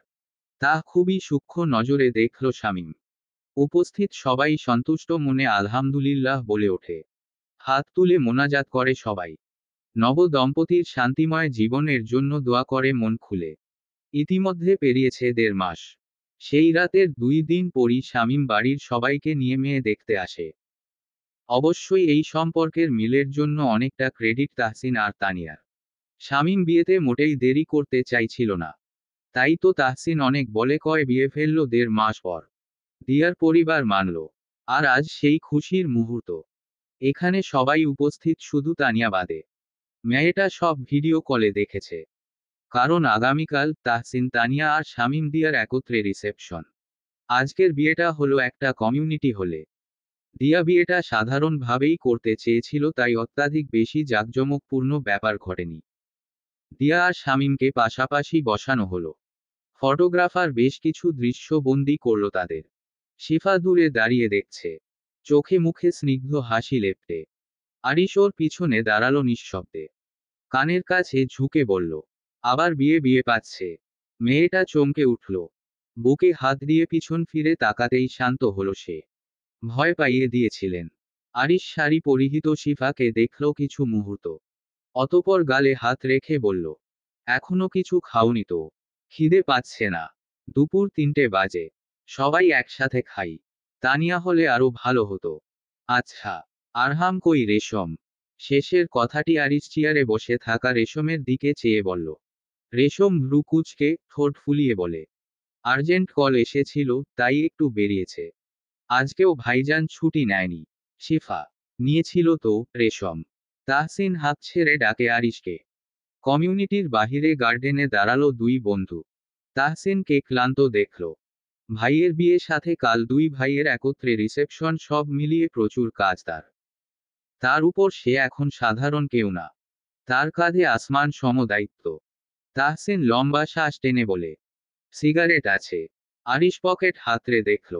পরে তাহসিনের দিকে চেয়ে বলল, বিয়ের পরে হাতে গুনে 8 বার টান দিয়েছিলাম সিগারেটে। আজ কি ভেবে কিনে পকেটে রেখেছিলাম, এখন নেই। তার মানে শিফা ফেলে দিয়েছে?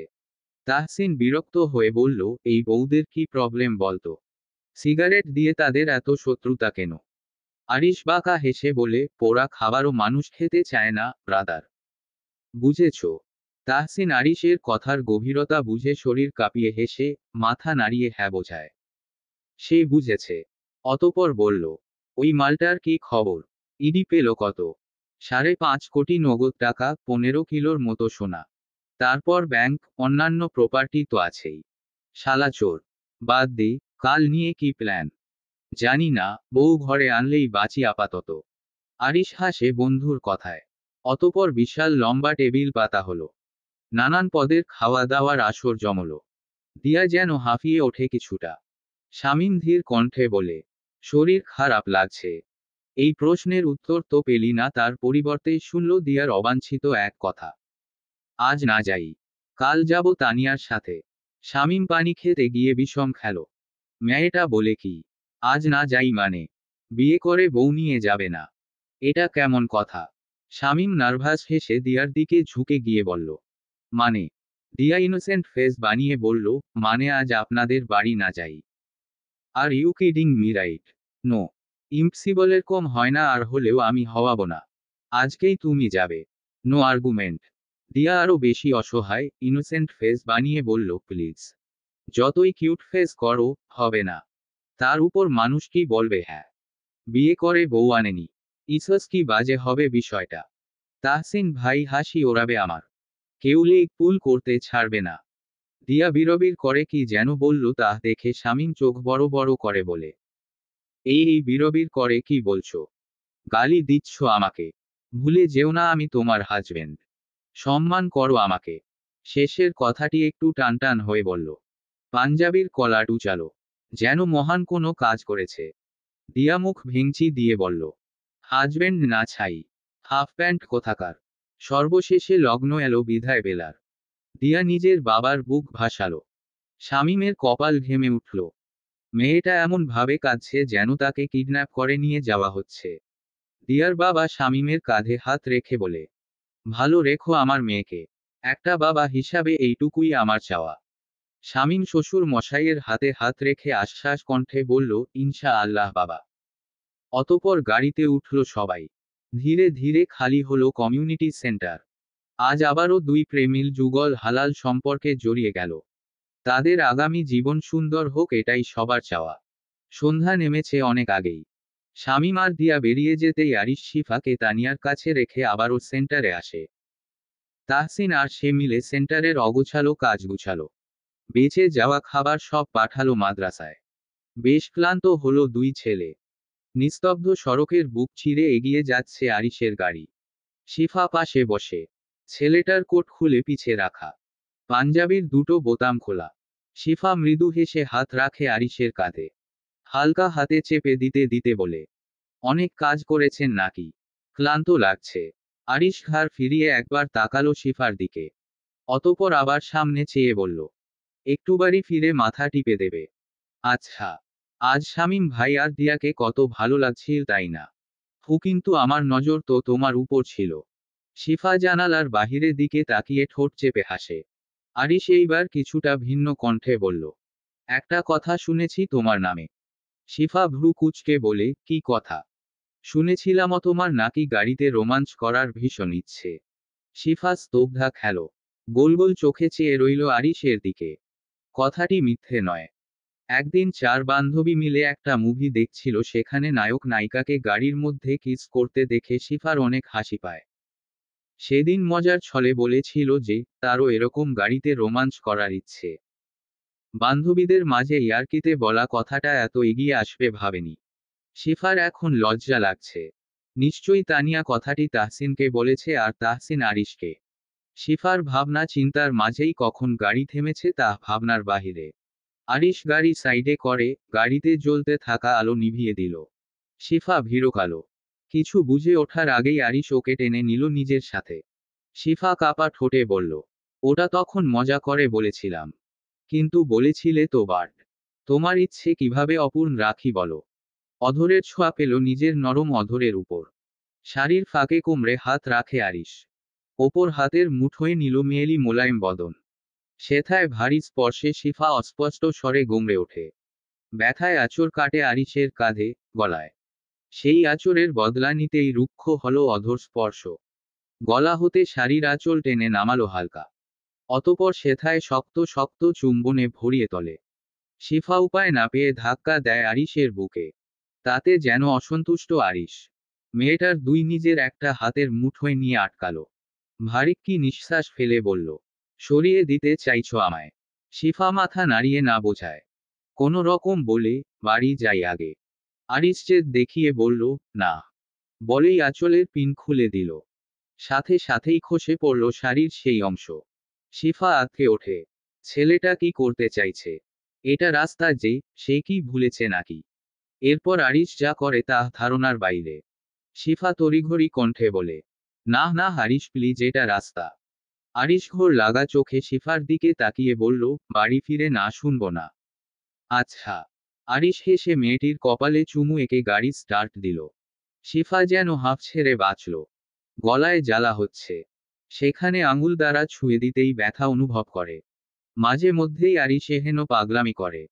তাতে অবশ্যই শিফা বিরক্ত হয় না। তার ভালোই লাগে।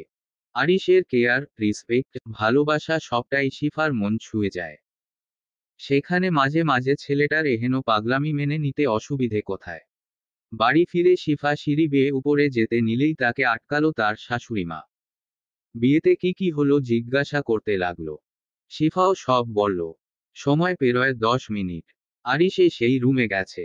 মানুষটা নিশ্চয়ই ছটফট করছে। শিফা শাশুড়িমা থেকে বিদায় নিয়ে রুমে প্রবেশ করার সাথে সাথেই আরিশ তাকে ঝাপটে ধরল। দরজা বন্ধ করেই চেপে ধরে দরজার সাথে। এতক্ষণ লাগে আসতে? মা কথা বলছিল তো। আরিশ শোনে কি না ঠিক নেই। তার কাজ সে শুরু করে দিয়েছে। শাড়ি মেজেতে তখন। অবাধ্য ঠোঁটের পীড়াদায়ক ছোঁয়ায় অস্থির করে শিফাকে। শিফার হাত থেকে পার্স পড়ে গেল। রাতে তাকে গোসল নিতে হবে, তাও এই ঠান্ডায়। ভাবতেই শরীর হিম হয়ে এলো মেয়েটার। রাত তখন 10টা। এই সবে মাত্র রুম খালি হলো তানিয়ার। দুই হাতে শুকিয়ে যাওয়া মেহেন্দি তার। বালিশের নিচ থেকে ফোন বের করতেই দেখল তাহসিনের 12টা মিস কল। তানিয়া সাথে সাথেই ঘুরিয়ে কল করে। সেকেন্ড তিনেক পরে রিসিভ হতেই শোনা গেল তাহসিনের রাগান্বিত কণ্ঠ। কেন করলে কল? একেবারে কাল দেখা হতো। তানিয়া ঠোঁট বাঁকিয়ে বলল, তাহলে কেটে দিই। কল কাটলে তোমায় কেটে দেব। তানিয়া নৈশব্দ হাসল। তাহসিন বোঝে। তাও চুপ থেকে। তানিয়া নিজ থেকেই বলে, আমার রুম এতক্ষণ ভরপুর ছিল। তাদের সামনে আপনার সাথে কথা বলতে লজ্জা পাবো বলেই রিসিভ করিনি। বুঝেছেন মিস্টার এমপি? তাহসিন সবটা শোনে লম্বা শ্বাস টেনে বিছানায় ধো করে চিত হয়ে শুয়ে পড়ে। মুচকি হেসে বলে, এখনো লজ্জা? আমি কি এতটাই বেকার যে বউয়ের লজ্জা ভাঙাতে পারলাম না এখনো? তানিয়া লাজে জুবুথুবু হলো। তাদের একবারই কাছে আসা হয়েছে, তারপর থেকে যেন তানিয়ার বেশিই লজ্জা লাগে এই মানুষটার সামনে যেতে। কিন্তু কিছু করার নেই। তাহসিন উপেক্ষা মানতে নারাজ, সেটা যে কারণেই হোক না কেন। তানিয়া শুকনো ঢোক চিপে বলল, ফালতু কথা বন্ধ করুন। সত্যিই বলছি, একবার কাছে এসে লজ্জা ভাঙ্গানো যায় নাকি? তানিয়া, আমি আগেই বলে রাখি, কাল যতই দেরি হোক না কেন, আমার তোমাকে লাগবে, লাগবেই লাগবে। বুঝেছো নিশ্চয়ই কি বললাম? তানিয়ার কান থেকে এইবার ধোঁয়া নির্গত হবে হবে তাল। কোনো রকম আওড়ায়, এত অসভ্য নেতা কেন আপনি? তাহসিন রুদ্ধশ্বাস ছেড়ে বলল, কারণ নেতা অসভ্য না হলে বাড়ি বাড়ি বিনা দাওয়াতে ভোট চাইতে যাওয়া যায় না মিসেস। আপনার সাথে কথায় পারা মুশকিল, কিন্তু একমাত্র তুমিই সে যার কথায় আমি চলতে বাধ্য, যার রাগে আমি ভয় পাই, যার অভিমানে আমি পাগল হই। ওহ শিট, যাহ যাহ, এইগুলো তোমায় বললাম কেন? বরদের দুর্বলতা বউদের জানাতে নেই, এতে তারা পদে পদে তার ফায়দা তোলে। তানিয়া হাসবে না কাঁদবে বুঝতে পেল না। তাও বলল, আমার রাজনীতি অপছন্দের জানেন নিশ্চয়ই। জানি। তাও আপনাকে কেন মেনে নিলাম বলুন তো?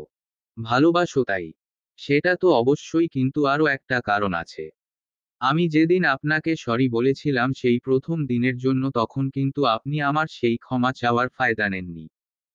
আমি তো এটাও ভেবেছিলাম যে আপনি আমায় চড় মারবেন, কিন্তু চড় তো দূরের কথা, আপনি আমায় কটু কথাও শোনানি। সেই থেকে আপনার প্রতি আমার অনুভূতি বদলালো। এই বিষয়েও ক্রেডিটটা কিছুটাই আজের। সে যদি আমায় ফোন করে জানাতো যে সেই হিট এন্ড রান কেসে আপনি জড়িত নন, তাহলে হয়তো আজকের দিন আসতেই। এই শালাই আজ কোথাও না কোথাও ঠিক ঢুকে যাবে। কথাটা অতি বিরক্ত হয়েই বলল তাহসিন। তানিয়া হাসে, বলে, তাকে নিয়ে আপনার এত প্রবলেম কেন? আমার আগে ওর নজর তোমার উপর পড়েছিল। পেয়েছে কে? আমি। তাহলে? তাহলে আর কি? পেয়েছি আমি, জিতেছি আমি। ব্যাস। তানিয়া মুচকি হাসল। তাহসিন চোখ বন্ধ করে ভারিক্কি নিঃশ্বাস টেনে বলল, কাল থেকে আমার এই একাকী রুমে তুমি আমার সাথে থাকবে। আমার বেরসিক জীবনে সুখ আসবে। তানিয়া, এত ভালো কবে বাসলাম? 1 মিনিটকেও যদি আমায় কখনো জিজ্ঞাসা করে যে আপনার বউকে আপনি কি দেখে বা কোন কোয়ালিটি দেখে প্রেমে পড়েছেন, ভালোবেসেছেন, তখন আমি কি বলবো? চর খেয়ে। আল্লাহ! তানিয়া এইবার খিলখিল করে হাসল। তাহসিন চোখ মুখ খিচে বন্ধ করে রাখল। মনে মনে দোয়া করল যেন এই প্রশ্ন তাকে কেউ না জিজ্ঞাসা করুক। রাত পেরালো অনেক উত্তেজনার সহিত, একরাশ ভয়, এক আকাশ নতুন জীবনের চিন্তা নিয়ে। শামীম রুমে প্রবেশ করে বিছানার দিকে তাকাতেই দেখল তার অর্ধাঙ্গিনী ঘুমে আচ্ছন্ন। একটা লাল রঙের হালকা শাড়ি পরে আছে সে। বুক থেকে আঁচল গায়েব, ব্লাউজ কাঁধ থেকে নেমে গেছে। বুকের কাছ পর্যন্ত ব্ল্যাঙ্কেট টেনে আরামে ঘুমাচ্ছে মেয়েটা। শামীমের রাগ হলো নিজের উপর। তার বন্ধুরা তাকে আটকে রেখেছিল এতক্ষণ ছাদে। বন্ধুদের পাল্লায় না পড়লে সে এতক্ষণের দিয়ার সাথে রোমাঞ্চ করত। পা ঠুকে ঠুকে ওয়াশরুমে গেল সে। ফ্রেশ হয়ে বেরিয়ে সোজা বিছানায়। রুম জুড়ে ফুলের সমাহার দেখে বিরক্ত হয়ে বিড়বিড় করে বলল, কোন হারামজাদা সাজিয়েছে? হ্যাঁ, কি করব এই ফুলগুলোর? ভাজা করে খাবো। যত্ত সব। বউ বেইমানি করলো আমার সাথে। ঘুমিয়ে গেল সোজা। সিঙ্গেল জীবন পিছন ছাড়বে না আমার। সবটাই কর্মের ফল, চলো শামীম ঘুমাও। এটা বাসর রাত না সবর রাত। সবর করেই কাটিয়ে দেব। সমস্ত কথা গুলি বলে শামীম অসহায় হয়ে ধপাস করে বিছানায় শুয়ে গেল। একটা সময় টিকতে না পেরে দিয়াকে নিজের বুকের মধ্যে টেনে এনে জড়িয়ে নিল। আহা কি শান্তি! হালাল ছোঁয়ায় শান্তি আকাশচুম্বী। এই শান্তি কোথাও পাওয়া অসম্ভব। শামীম দিয়ার কপালে চুমু এঁকে মুচকি হেসে বলে, ভাগ্যিস তুমি সেই দিন ছি বলেছিলে, না হলে আজ আমরা কথায় হতাম। একটা বিশাল বড় গ্রাউন্ডে আয়োজন করা হয়েছে grand reception. Relative, friends, colleagues দ্বারা ভরপুর এই গ্রাউন্ড। ওপেন থিমে নতুনত্বের ছোঁয়ায় সাজানো হয়েছে পুরো মাঠ। পরপর দুটো স্টেজ, সামনে লম্বা এন্ট্রি রোড। দুই পাশে বসার জন্য সোফা, চেয়ার। বেশ কিছু দূরে খাওয়ার ব্যবস্থা। সব মিলিয়ে নজর কাড়া একটা প্রস্তুতি, আয়োজন। তানিয়া গাড়ি থেকে নামতেই দেখে তাহসিন দাঁড়িয়ে। ব্লু স্যুট প্যান্ট পরিহিত অবস্থায় সুপুরুষ লাগছে তাকে। তানিয়া পরেছে একটা সাদা এবং হালকা শিকগ্রিন মিশ্রণের সুন্দর গাউন।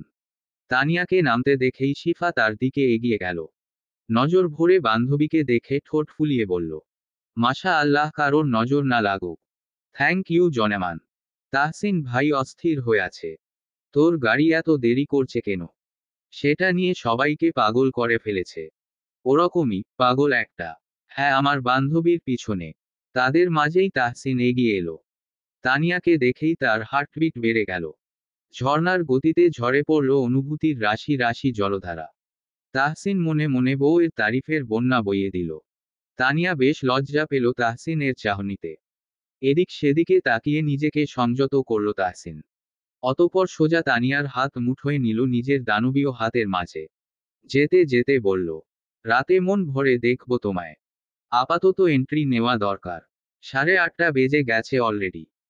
তাহসিন তানিয়া একত্রে প্রবেশ করার সাথে সাথেই চিল্লাফাল্লা শুরু হলো চারিদিকে। হৈ হৈ রৈরি বেড়ে গেল। হাতের তালি, সিটিতে মেতে উঠল সারা গ্রাউন্ড। তানিয়ার ঠোঁটে মিষ্টি হাসি। একবার মাথা তুলে তাহসিনের দিকে তাকালো, সাথে তাহসিনও দেখল আপন বউয়ের পানে। মুহূর্ত বন্দি হলো ক্যামেরায়। স্টেজের সামনে যেতেই দেখতে পেল আরিশ 2 হাত আড়াআড়ি ভাবে বুকে মুড়ে বডিগার্ডদের মতো বুক ফুলিয়ে দাঁড়িয়ে আছে পাশে তার শিফা। তাহসিন ভ্রু কুঁচকে বলে, কি ব্যাপার, এরকম স্ট্যাচু হয়ে দাঁড়িয়ে কেন? বরফ পানি খেলছিস? কে চোর? আরিশ চোখ ছোট ছোট করে বলল, ফাজলামি করিস আমার সাথে। টাকা দে, 1 লাখ।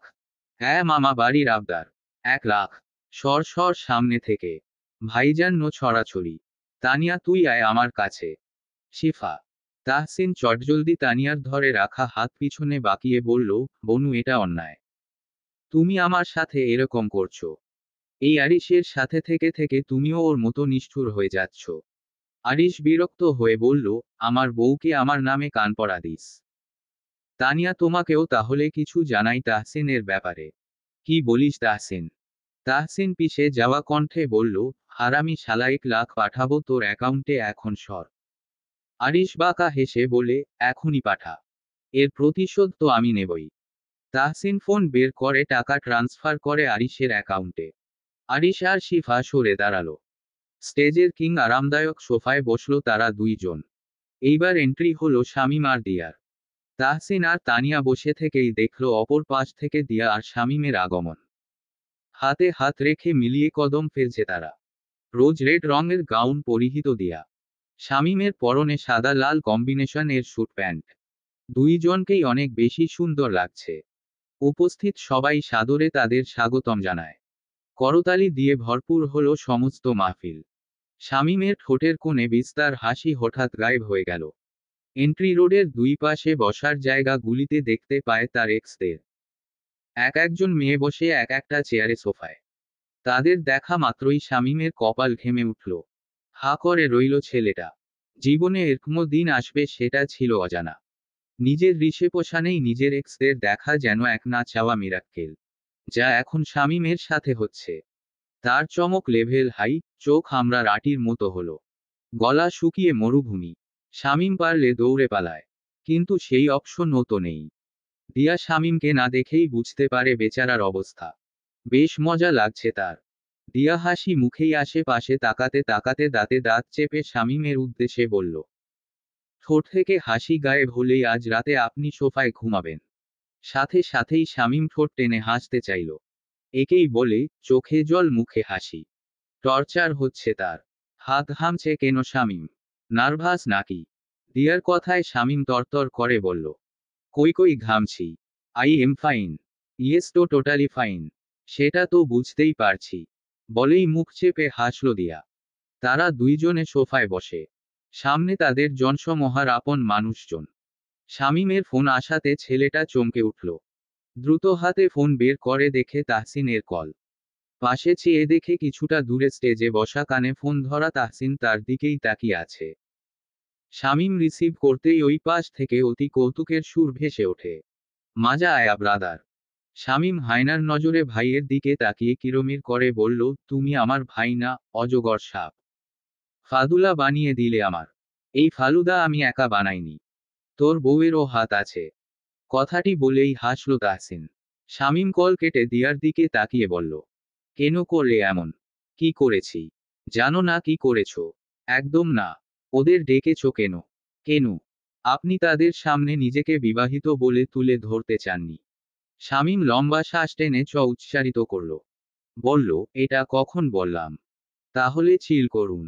ভাবুন আপনি তাদের চেনেন না। আপনি শুধুই আমাকে চেনেন, আমি আপনার জন্য সব। বলেই দিয়া নিজেই শামীমের হাতের আঙ্গুলের মাঝে নিজের আঙ্গুল দ্বারা মুঠো করে ধরে। অতঃপর আরো চেপে বসল শামীমের দিকে। শামীমের আখিতে নিজে স্নিগ্ধ চোখে তাকিয়ে থেকে অমায়িক ভঙ্গিতে বলল, ভালোবাসি। তাহসিন আর তানিয়ার সাথে দেখা করতে আসছে নানান মানুষজন। রাজনৈতিক দিক থেকেও অনেকে এসেছে। ফটো তোলা, সবার সাথে কুশল বিনিময় করতে করতে ক্লান্ত দুইজনে। তানিয়া রুদ্ধশ্বাস ছেড়ে আশেপাশে তাকালো। শিফা আর রেশমকে খোঁজার চেষ্টা করল। তাদের দেখা তো পেলি না, কিন্তু তার চোখে পড়ল এক মেয়েকে। লেডি ওয়েটার ড্রেস পরে কোল্ড ড্রিঙ্কসের প্লেট নিয়ে দাঁড়িয়ে। তানিয়ার চোখ মুখে কৌতূহলের সৃষ্টি হলো। সে তাহসিনের বাহুতে হাত মেরে ইশারা করে বলল, তাহসিন তাহসিন, ওই মেয়েকে দেখুন। ইসস বউ হয়ে তুমি বরকে মেয়ে দেখাও কি করে? ফালতু না বলে সামনে তাকান। ওই যে ওই মেয়েটা ওল্ড ড্রিঙ্কস সার্ভ করছে। তাহসিন বউয়ের কথায় দেখল দূরে। সাথে সাথেই ঠোঁটের কোণে আলতো বাঁকা রেখার সৃষ্টি হলো। তানিয়া আরো বলল, এটা সেই মেয়েটা না? ক্যাফেতে যে আপনার সাথে বসেছিল? হুমুম। ও এখানে এইভাবে কেন? তাহসিন তানিয়ার গালে হাত রেখে নিজের দিকে ফেরালো। কোমরে আলতো হাতের ছোঁয়া দিয়ে মৃদু হেসে বলল, টাকার আগুন যখন একটা সময় নিভে যায় তখন মানুষের কাজ করা ছাড়া আর উপায় থাকে না। ওর বাবা এতদিন জনতার টাকা মেরে নিজের ধন দৌলত সম্পত্তি গড়ে তুলেছিল। সেটাই মাসখানের আগে ইডি তদন্তে ধরা পড়েছে। ওর বাবা জেলে, ওর নিজের বলতে আর কিছুই নেই। তাই এই কাজ করছে। আমি জানতাম না আমার রিসিপশনে মেয়েটা আসবে, হয়তো ক্যাটারিং গ্রুপের সাথে এসেছে। তানিয়া আর তাহসিনের এরকম পোজ পেয়েই ফটোগ্রাফাররা নিজেদের মতো করে ফটো তুলতে লাগলো। এদিকে তাহসিনের সমস্ত কথা শুনে তানিয়ার মনটা উদাস হলো। এত বিকট পরিণতি! তানিয়া বিষণ্ণ কণ্ঠে বলল, আমার তার উপর রাগ ছিল, কিন্তু আমি মোটেও এরকম কিছুই চাইনি। ফরগট ইট, গুনাহের ফল আল্লাহ কিছুটা দুনিয়াতে দিয়ে দেয়। কিন্তু এখানে মেয়েটার কি দোষ? সেটা তোমার জানতে হবে না, জাস্ট এনজয়। তুমি বললে ওকে যেতে বলি। না না না, থাক। বেশ। অতঃপর দুইজনে কিছু ছবি তোলে। অনুষ্ঠান চলে সুন্দরভাবে। একটা মেয়ে, যার শুভ্র চেহারায় ক্রোধের একটা ঝলকানি। সেই তপ্ত রমণীকে দেখেই প্রথম হৃদয় গহীনে এক অজানা অনুভূতির সঞ্চার হয়েছিল। আজ সেই রমণী অন্য এক পুরুষের সহিত দাঁড়িয়ে। আনন্দের আভা ছড়িয়ে ছিটিয়ে মেয়েটির অবয়ব জুড়ে। সে যেন অতি খুশি তার পাশে দাঁড়ানো পুরুষটিকে পেয়ে। মোকটেলের এক চুমুকে ভিতরের খাখা করা মরুভূমি একটু ভেজানোর চেষ্টা। ইয়াজের কণ্ঠ নালিতে কিছু বেঁধেছে যেন। তাহসিন নিজে তাকে ইনভাইট করেছে। আসার ইচ্ছা ছিল না মোটেও, কিন্তু শেষবারের মতো তানিয়াকে দেখার ইচ্ছাটা দমাতে পারল না পুরুষ মন। হুট করেই ঘটল এক ঘটনা। কথা থেকে এক মেয়ে দৌড়ে এসে ধাক্কা খেল ইয়াজের সাথে। হাত থেকে গ্লাস পড়ল মাটিতে। ইয়াজ বিরক্ত হয়ে মেয়েটির দিকে তাকাতে মেয়েটি নিজ থেকে তড়িঘড়ি সুরে বলল, আই এম সো সরি, আমি একদম বুঝতে পারিনি আপনি দাঁড়িয়ে। খুব sorry, please sorry. It's okay, but একটু দেখে শুনে তো হাঁটবেন। তাই জন্য তো ভুলটা হয়েছে, সরি আমি। আপনি চাইলে আমি আপনার জন্য আরেকটা ড্রিঙ্ক নিয়ে আসি। ইয়াজ না সূচক মাথা নাড়িয়ে বলে, নো নো নো নিড। আপনি আমার একটা কাজ করে দিতে পারবেন। মেয়েটি অতি আগ্রহের সহিত বলল, অবশ্যই করব। ইয়াজ একটা ছোট প্যাকেট এগিয়ে দিয়ে বলল, এই গিফটটা একটু আমার তরফ থেকে আপনি মিস্টার তাহসিনকে দিয়ে দিতে পারবেন। সেটা আমি পারবো, কিন্তু আপনি কেন যাচ্ছেন না? এমনি, I have to go now, so please. If I am not wrong you are mister Yaz, right? Yes, how do you know? মেয়েটি হেসে বলল, সবাই চেনে আপনাকে। তাই নাকি? যেদিন আমি দিয়ে দেব গিফট। মেয়েটি গিফট নিয়ে চলে যেতে নিলে ইয়াজ বলে ওঠে, thank you so much miss Tanha. রাতের আসমানে আজ তারকারাশির মেলা। ঘড়িতে সময় 1:30 হবে। রাতের অনুষ্ঠান প্রায়শই গভীর রাত পর্যন্ত অনুষ্ঠিত হয়, কিন্তু তাহসিন এই বিষয়ে পুঙ্খানুপুঙ্খরূপে মনোযোগী ছিল। দেরি সে করতে নারাজ। আজকের রজনী তার জন্য অতি স্পেশাল। এই রাতে তার বউ তার বাড়িতে প্রথম আসবে, তার রুমে পা রাখবে। তাহসিন কোনোভাবেই এই রাত খারাপ করতে চায় না। তাই অনুষ্ঠানও শেষ হয়েছে খুবই সুন্দরভাবে। আজকের অনুষ্ঠানের সবথেকে স্মরণীয় বিষয়টি ছিল যখন তাহসিন নিজে হাত ধরে ফুলিকে নিয়ে আসে তানিয়ার সামনে। মেয়েটাকে দেখে তানিয়া আত্মহারা হয়। এই মেয়েটা তাদের দেখা হওয়ার একটা মাধ্যম ছিল। সুন্দর ফ্রক পরা ফুলিকে দেখে তানিয়ার নজর ভরে ওঠে। বাকি অনুষ্ঠানে মেয়েটাকে সাথেই রাখে তানিয়া। বাড়ির সামনে গাড়ি থামতেই ছেলে বউ কোলে তুলে নিয়ে ভিতরে যায়। লজ্জা পায় তানিয়া। কিন্তু তাহসিন যেন একদম নীরব। এই কাজ যেন সে রোজ করে এমন এক হাব। দরজা খোলার শব্দে তানিয়ার হুঁশ ফিরল। পিছনে ফিরে তাকাতে দেখল তাহসিন আসছে। দরজা লক করে রুমের মাঝ বরাবর দাঁড়িয়ে থাকা তানিয়ার দিকে তাকিয়ে হেসে পিছন থেকে মেয়েটাকে আলতো জড়িয়ে ধরল তাহসিন। রুমের কোনায় কোনায় থেকে ভেসে আসছে তাজা ফুলের মাতাল ঘ্রাণ। একটা বিশাল রুমের মাঝে একে অপরের সাথে লেপ্টে দুই হালাল প্রেমিক যুগল। দূরের ড্রেসিং টেবিলের লম্বা আয়নায় এহেন নজর কারা প্রতিচ্ছবি ভেসে ওঠে। তানিয়া তা দেখে চোখ ভরে। তাহসিন তানিয়ার কাঁধে থুতনি ঠেকিয়ে বলল, অনেক অপেক্ষা করালাম নাকি? হুদাদি কি বলছিল? তাহসিনের এক সম্পর্কের দাদি আছেন, যিনি রাতে খাওয়ার পর তানিয়াকে রুমে পাঠিয়ে তাহসিনকে ডেকে কি যেন বলতে থাকে। এই 20 মিনিট পর ছেলেটা রুমে এলো।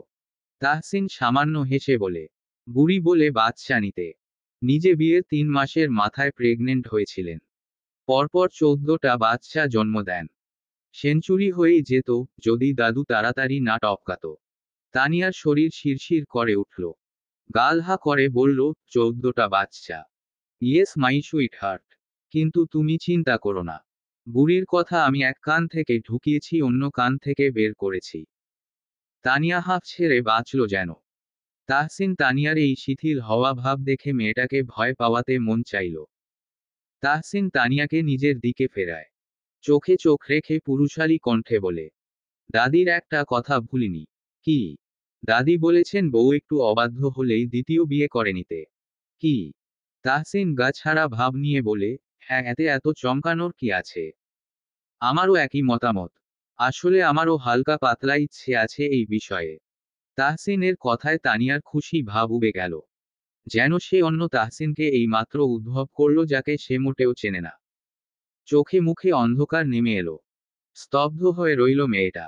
অন্তরে চিনচিনে ব্যথা অনুভব হলো প্রবল। হা করে নিঃশ্বাস নিল। হুট করেই মাথা নিচু করে নাক মুখ ফুলিয়ে ডুকরে ওঠে সে। মেয়েরা নিজের সবকিছুর ভাগাভাগি সহ্য করতে পারে, কিন্তু প্রিয় মানুষের পাশে কাউকে কল্পনা করতে দম বেরিয়ে যায়। এই দিকে মেয়েরা হয় স্বার্থপর, প্রচুর সেলফিস। তাহসিন থতমত খেয়ে যায়। তানিয়ার এহেন কান্নায় ভরকে যায় ছেলেটা। আজকে রাতেই কাদাল মেয়েটাকে। ইসাস। তাহসিন তড়িঘড়ি করে তানিয়ার 2 বাহু ধরে নিজের দিকে টেনে এনে বলতে থাকে, হেই, প্লিজ ডোন্ট ক্রাই। আমি মজা করছিলাম। দাদি এরকম কিছুই বলেনি। ট্রাস্ট মি, তাকাও আমার দিকে। মজা করছিলাম তো। মেয়েটার থুতনিতে আঙ্গুল ঠেকিয়ে মুখ তুলে ধরে তানিয়ার। নাক, গাল লাল হয়ে গেছে। তাহসিন চোখের পানি মুছে দিয়ে বলল, আল্লাহ, নাক লাল করে ফেলেছ।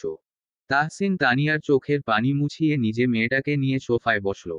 নিজে মেয়েটার সামনে বসে হাঁটু গেড়ে মুখোমুখি হয়ে তানিয়ার 2 গালে হাত রেখে লম্বা শ্বাস টেনে আদুরি কণ্ঠে বলতে লাগলো, ছোটবেলায় দেখতাম মা কাচের দামি জিনিসপত্র সব সময় শোকেসের উপরে রাখত। ছোট ছিলাম তখন আমি বুঝতাম না এর মর্মটা কতটুকু, কিন্তু আমি যবে থেকে তোমাকে দেখলাম, তোমাকে ভালবাসলাম, তোমার প্রেমে পড়লাম বাজে ভাবে, তখন থেকে আমি বুঝেছি এর সারমর্ম কতটুকু। তানিয়া, তুমি আমার জন্য কাচের সেই দামি জিনিস, যাকে আমি রাখতে চাই খুব যত্নে, অনেক আগলে আর প্রচুর আবেগের সহিত। তুমি ভাবলে কি করে তুমি ছাড়া অন্য কেউ? তুমি আর শুধুই তুমি। শুরু তুমি, শেষ তুমি। আমার মনের শহরে প্রেমের ঘ্রাণ তুমি। তানিয়া আবেগে আপ্লুত হয়ে ওঠে। অপলক দৃষ্টি তার তাহসিনের উপর। আপন একান্ত পুরুষের কাছ থেকে এহেন বাক্য শুনে কোন নারী শক্ত থাকে। তানিয়ার চোখ আবারও ভিজল। এইবার সুখে ভিজল। সিক্ত কণ্ঠে শুধালো, আপনাকে দেখে আমার কখনোই ভয় করেনি তাহসিন। কখনো ভাবেনি আমি আপনাকে ভয় পাব। কিন্তু বিয়ে নামক সম্পর্কের বন্ধনের বিষয়ে জানার পর থেকে মনে হলো আমার আপনাকে ভয় পাওয়া উচিত। কারণ জানেন, কারণ বিয়ের আগে একটা মেয়ের সবাই থাকে, বাবা মা, আত্মীয় স্বজন, বন্ধু বান্ধব, কিন্তু বিয়ের পর স্বামী ছাড়া আর কেউ থাকে না। একটা মেয়ের আশ্রয়স্থল তার স্বামী। একটা মেয়ে আজীবন এই ভয় কাটিয়ে দেয় যে তার স্বামী যেন তার ওপর অসন্তুষ্ট না হয়ে তাকে ছেড়ে না দেয়। আমার বুকটা কেঁপে উঠে তাহসিন যখন আমি এরকম কিছু ভাবি, বলেই আবারও ফুপিয়ে কেঁদে ওঠে তানিয়া। তাহসিনের হৃদয় গহীনে ঝড় বয়ে যায়। তানিয়ার কথা ফেলে দেওয়ার মতো নয়। কিন্তু যেখানে আজকালের কিছু হাতে গোনা মেয়েরা স্বামীকে ছেড়ে দিতে দুইবার ভাবে না, সেখানে এই মেয়ে কাঁদছে স্বামীর তার প্রতি অনীহার কথা ভেবে। তাহসিন মনে মনে হাজারো শুকরিয়া আদায় করে মহান আল্লাহর দরবারে। তানিয়া তার ভাগ্যে ছিল, এটা যেন এক আকাশ ঋণ। তাহসিন তানিয়ার কপালে দীর্ঘ চুমু দিয়ে নিজেই কপাল ঠেকায়। নাকে নাক ঘষে বলল, আমার জন্য সমস্ত নারী হারাম বলে ঘোষণা করলাম। দ্বিতীয় নারীর তুচ্ছ ভাবনা মস্তিষ্কে আগমনের পূর্বেই যেন আমি শেষ হয়ে যাই। তানিয়া পূর্ণ নজরে চাইল তাহসিনের দিকে। শেষের কথাটি শুনে দুলে ওঠে চিত্ত। ছেলেটার মুখের উপর হাত রেখে বলল, আবার ফালতু কথা শুরু করেছেন। তাহসিন সামান্য হেসে বলল, নেতা মানুষ তো একটু ফালতু কথা তো বলবই। দুইজনেই হেসে ফেলল তার কথায়।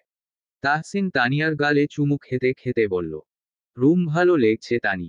সুন্দর, কিন্তু কিন্তু কি? রুমটা মনে হয় সাউন্ড প্রুফ। হ্যাঁ, তাতে কি প্রবলেম? রুম থেকে কাউকে ডাকলে কেউ শুনতে পায় না। এই শাড়ি পরার জন্য কারোর হেল্প লাগতো। আওয়াজ দিলাম, কেউ এলো না। তাহসিন বাঁকা হেসে তানিয়ার থুতনির নিচে আলতো কামড় দিতেই তানিয়া অস্পষ্ট স্বরে চিল্লিয়ে ওঠে। তাহসিন দুষ্টু হেসে বলল, এই কারণেই সাউন্ড প্রুফ ম্যাডাম। এই যে, আপনার অসভ্য নেতা সাহেব সময় অসময়েই আপনাকে ভয়ঙ্কর ভালোবাসবে, তখন আপনি এইভাবেই চিল্লিয়ে উঠবেন। এই চিৎকার যাতে বাহিরে না যায় তাই এই ব্যবস্থা। আরক্ত মুখে তানিয়া এদিক সেদিকে তাকালো। তাহসিন তানিয়ার কানের লতিতে জিভ স্পর্শ করে। সাথে সাথেই তানিয়া শিউরে উঠল। তাহসিনের বুকে আলতো ধাক্কা দিতেই তাহসিন উল্টো মেয়েটার পৃষ্ঠদেশে হাত রাখে। নিজের সাথে মিশিয়ে নিয়ে ফিসফিস করে বলল, I know all your sensitive spots. Darling, I learn not everything that night. It will be bad for you if you want to get away from me, then you won't want to go back, my love. Tania পারে না তাহসিনের বুকের ভেতর নিজেকে লুকিয়ে ফেলতে। লজ্জায় একাকার হয়ে গেছে মেয়েটা। তাহসিনকে মনে মনেই উদ্ধার করে। এদিকে মেয়েটাকে নিজের কথার সত্যতা প্রমাণ করতে করে বসে এক কাণ্ড। ব্যথায় চোখ মুখ খিচে তাহসিনের কাঁধ কমছে ধরে। এদিকে তাহসিন নির্বাকার মাতাল চোখে তাকিয়ে রইল মেয়েটার ব্যথাতুর অবয়বের দিকে। আবারও জোরালো স্পর্শ করতেই তানিয়া কোনো রকম বলে, না তাহসিন। তাহসিন বাঁকা হেসে হাত বের করে আনে। কপালে চুমু এঁকে বলে, ওয়েট এ মিনিট। তাহসিন উঠে আলমারি থেকে একটা পেপার বের করে সাথে একটা পেন এনে তানিয়ার সামনে বসে কিছুটা সিরিয়াস ভঙ্গিতে বলল, বিয়ের রাতে নাকি বউকে কিছু না কিছু দিতেই হয়। কিন্তু আমার সব কিছুই তো তোমার। প্রাণ যতদিন আছে আমি তোমার। আমার ধন দৌলতের অর্ধেক তোমার। আমার ইমানের অর্ধেক পূরণ করেছ তুমি। কিন্তু আজ একটা ছোট কিছু উপহার দিতে চাই তোমাকে। আমার ইনভেস্ট করা প্রথম একটা অনাথালয় তৈরি করেছি তোমার নামে। আপাতত সেখানে 8জন বাচ্চা আছে। ফুলিও আজ 1 মাস ধরে ওখানেই আছে। তাদের পড়াশোনা এবং যাবতীয় সব আল্লাহ চাইলে আমি বিহীন করব। শুধু তুমি আমার পাশে থেকো। এই জায়গায় সাইন করে দাও। পেপারের একটা সিগনেচার প্লেস দেখিয়ে তাহসিন কথাগুলি বলে ওঠে। তানিয়া অবাক নজরে তাকিয়ে রইল। ছেলেটা এত সুন্দর চিন্তার মালিক কেন? তানিয়া বিস্মিত চোখে মুখে বলল, সাইন? আমি? হুমুম, তুমি সাইন করলে অনাথালয় অফিসিয়ালি তোমার হবে। কিন্তু আমি কি করে? হ্যাঁ তুমি। আমি না, মা, তানহা অথবা বাবাকে দিন এই অধিকার। তাদের অনেক আছে। তোমাকে সে বিষয়ে চিন্তা করতে হবে না। আর হ্যাঁ, এমনি এমনি অনাথালয় তোমার নামে নয়। অবশ্যই তোমাকে সপ্তাহে একদিন যেতে হবে সেখানে। আমি সব সময় হয়তো অ্যাক্টিভ থাকতে পারবো না, তাই তুমি আমায় সমস্ত ইনফরমেশন দেবে। মেয়েগুলির সাথে সময় কাটাবে, তাদের সুখে সামিল হবে, ইসলামিক জ্ঞান দেবে তাদের। পারবে না। তানিয়া ঠোঁট চেপে কেঁদে বলে, 100 বার পারবো। সপ্তাহে না, দরকার পড়লে রোজ যাব। ওহ, আবার কাঁদে। সাইন করো জলদি। এরপর আমি কাঁদাবো তোমায়, আদরে আদরে কাঁদবে আজ তুমি মেয়ে। তানিয়া লাজে জুবুথুবু হয়ে কাপা কাপা হাতে সাইন করে। যেন এই অপেক্ষাতেই ছিল তাহসিন। ফট করে পেপার সাইডে রেখে তানিয়াকে কোলে তুলে নিল। ঘোর লাগা কণ্ঠে বলল, অনেক সরি জান, তোমার কসরত করে পরা সুন্দর শাড়ি আমাকে খুলে দিতে হবে। এই অন্যায়ের ক্ষমা আছে। তানিয়া চোখ বন্ধ করে তাহসিনের বুকে মুখ গুজে বলে, নেই, এর ক্ষমা নেই মিস্টার তাহসিন আহমেদ বুখারী, আমার অসভ্য নেতা সাহেব। তাহসিন শরীর কাঁপিয়ে হেসে বলল, থাক কিছু অন্যায়, সব সময় পুণ্যের কথা ভাবলে আমি বাবা হতে পারবো না। ঠোঁটকাটা ছেলে বলে বিড়বিড় করল তানিয়া। তানিয়াকে বিছনায় শুইয়ে মেয়েটার দিকে ঝুঁকে গিয়ে বলল, দাদির কথা একবার ভাবলে হয় না? কোকনটা 14টা বাচ্চা। তানিয়া আঁতকে উঠে বলে, আমি শেষ তাহলে। শেষ হবে তুমি আজ। ধৈর্যের বাঁধ আবারও ভাঙবে। পারবে না সামলাতে। তানিয়া 2 হাত মুখে চেপে ধরল। নিভল জলমান বাতি। আরও একবার প্রণয়ের উত্তাপে ভেসে গেল 2 দেহ। ভালোবাসার জোয়ারে হাবুডুবু খেয়ে খেই হারিয়ে ফেলল তাহসিন। পাগল প্রায় সেই টানল তানিয়ার চিকন বদন।